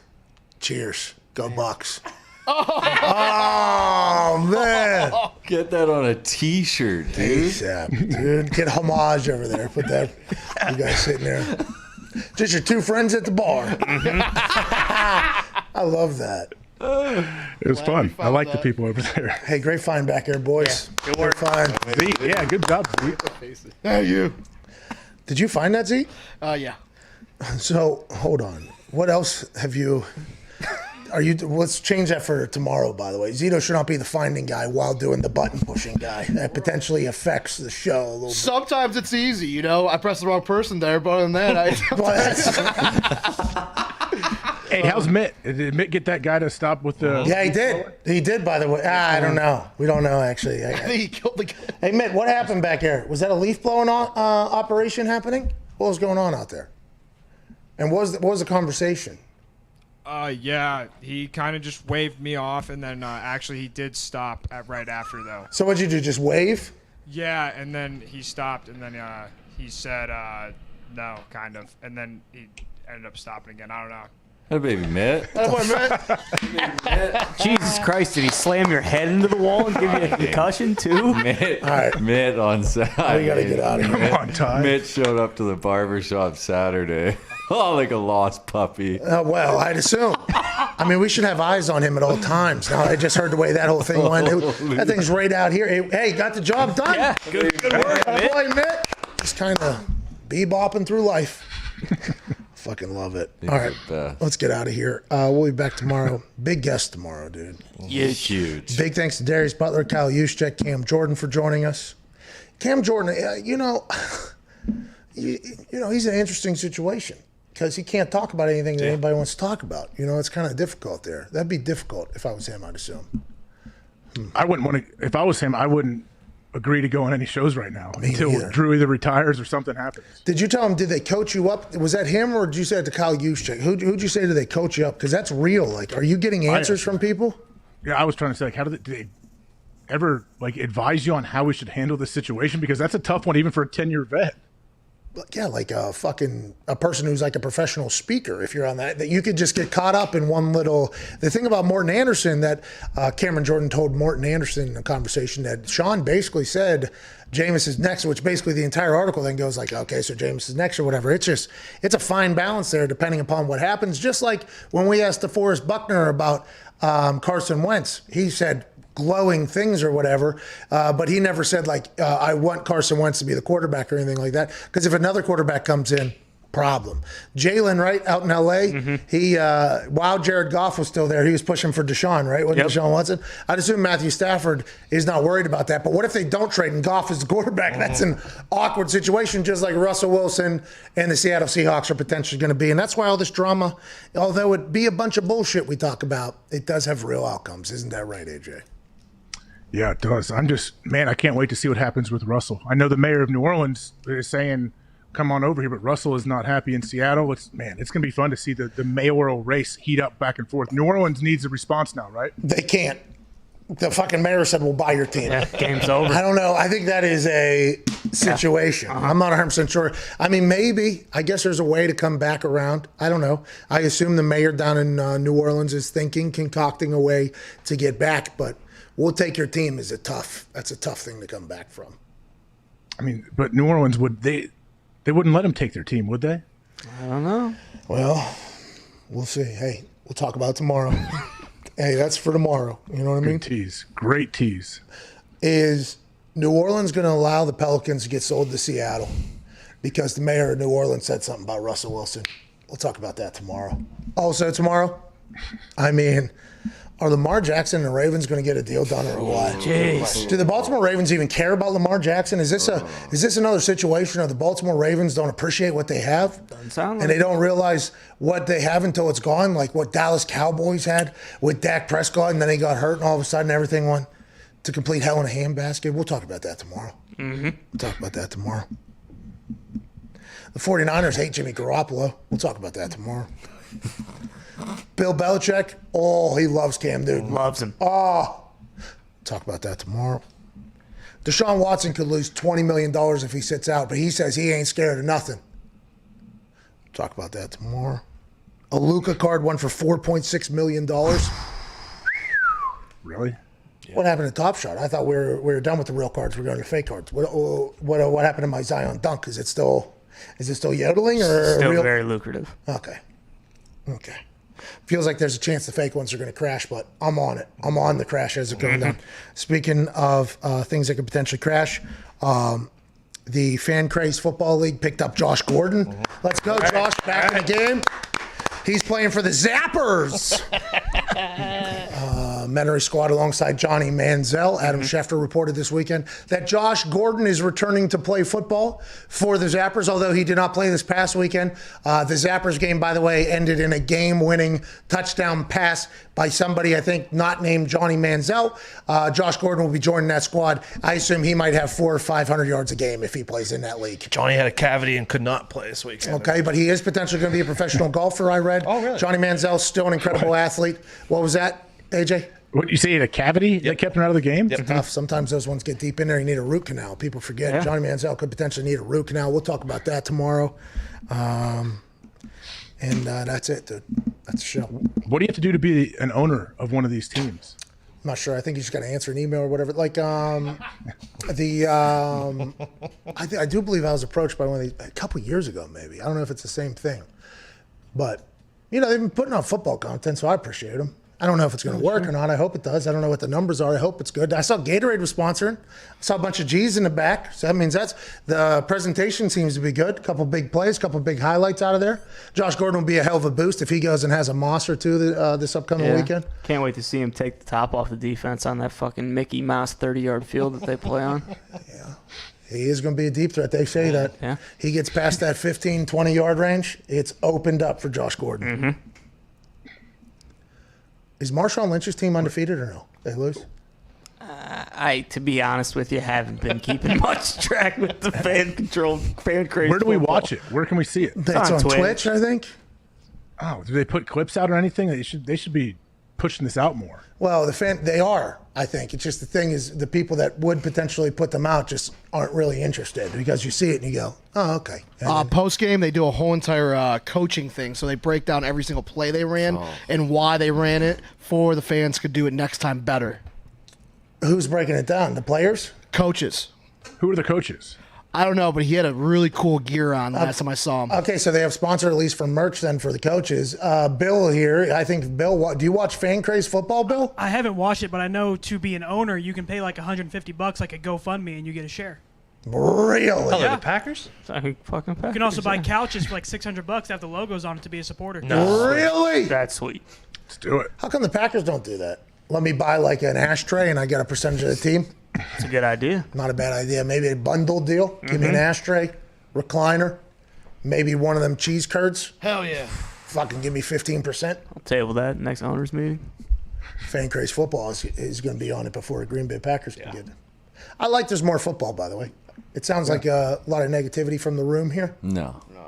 I like It's good. More football is always good, no matter what the level is. But tomorrow, can we talk about this stuff I'm hearing about Billy? Does he open up Pokemon cards online somehow? Oh, yeah, he has his own Twitch stream, by the way. He had a watch party on Saturday It's night. like an OnlyFans, but for the Pokemon fans. Yeah. At So is- twitch.com/Bailey McComas. Correct. Does that mean does Bill keep his clothes on? Kind of. Yeah, I do believe they give him bits, though. It does depend how much money does come in on the stream, AJ. Yeah, he will sell out. He will sell out. I've been on there. Papa Cheeks, is that what you call yourself? Yep. Wait, what? Yeah, I've been a part of a watch party before he even knew I was in there, obviously. I have a Twitch name that's kind of, it is me, but nobody really knows it's me. And I just pop into people's like live streams and I just, start popping off in the comments and then really stir the pot and then just kind of disappear or whatever. I showed up at Billy's one night. I didn't know he was streaming. It was Among Us or whatever he was playing, which I didn't know what the game was. And there was, he had like 15, 20, maybe 25 people in there. It was a good little party watching. And it was all very positive. And I go, Bill, what is this? All right, I put it in the comments or whatever, and then somebody in the comments starts explaining, and then I hear him call himself Papa Cheeks in the middle of the thing. So everything stops. I go, who the fuck is Papa Cheeks? Who is Papa Cheeks? I start asking it, and then Bill finally looks at the comment section. He goes, I am Papa Cheeks. I am Papa Cheeks. And I started dying laughing, and then I left. And I don't know what happened afterwards, but Bailey's maybe my favorite streamer of people that I watch on a regular basis, for sure. I'm just waiting for your return to Twitch to come with the Oculus Arena. They're just patiently waiting for you over there. Well, the Twitch, we got on there. We had like 24 people watching or whatever. And I'm like, you know what? Tough for me to waste my time doing this. Would rather just do it privately so I can talk real shit to people whenever I play. Sure. You know what I mean? By the way, I'm back in that arena, AJ. I haven't seen Carl 1211 in some time in the 11 arena, but Gumpy beat me. Gumpy beat me in a match last week. Are you playing tonight? I might be able to play you tonight. Okay. I don't know if you want to. He says this every night. I mean, Yeah, he's never in there. He really is. Nobody is, by the way. That game is kind of, well, I guess I wasn't for like a week and a half or whatever. I play against Gumpy. Okay, I beat him. He fucking beats me. End the game. That's how we end the whole thing, right? So I go to bed like, oh, this guy's killing me. I woke up next morning, by the way, and there was we had the axe back in hand. We went to work. Okay, then we scheduled a game. I said, Gumpy, I'll see you at 9:30 a.m. tomorrow morning. Okay, see you in the lobby or whatever. That got moved 9:45. 9:55 was it had weather conditions. You know what I mean? Air conditions. Yeah. We got in there, and Gumpy saw a brand new move that I've worked on. I feel like I'm maybe at my best play yet, and I'll give away the secret. You got to back up from the table. Oh. You got to back up from the table. It helps out a lot. It's like I was watching I watched film on the professionals whenever they play on this, and I looked it up because I was like, how do I get better at this? They're all standing like a few feet back, so then that big right is always hitting on the table or whatever. And I'm a problem now, AJ. If you want to get in there tonight, I don't know if you do. Send me a text. I can play you later. Probably. I have to. I realize like everybody needs to be in bed for me to play. Like if I try to play in my like living room area, you can't see everything, so I'm sitting here either swinging my racket or throwing punches, and I'm hitting. We got a puppy, we have another dog that's old, and I have all my kids, and sometimes I can't hear them. They're watching me, and if I don't know they're there, so I'm like, man, I can't play when anybody is awake. It's so much fun. I love that game. I'm in probably 2 hours a day. I have to the ping pop pong in there. Oh yeah, it's real. It's the best. It feels like real ping pong. It makes no sense. And by the way, the only people that are playing are people that are pretty good. Yeah. Now I've realized, like, you're picking up if you're playing against some random, they pop in there. Okay, they can give you a fucking 10-piece roll. You can get like somebody, and then you find out their level or whatever. You're like, okay, not that great or whatever. But people are only getting better and better in there, Carl. What I'm saying is, you might want to get some practice time before you just jump right back into the games, because there's a lot of practicing going on, I think. We'll see. I'll have to take a step back from the table, I guess. What about on the serve, though? The serve is so stupid. Everything about it. What? No, they had an update to it. They let you know why your serve doesn't count anymore. Because you remember, like, the beginning stages of that, you would serve and they just give the point to the other team. You're like, what the fuck happened? Now they have a wall that pops up in front of the table. It's basically like, oh, you were too close, or the ball, whatever. They explain more to you now with the new update. It got much better. Oh, wow. Okay. Yeah, I haven't tried in a while. Maybe I will tonight. You won't. I got this.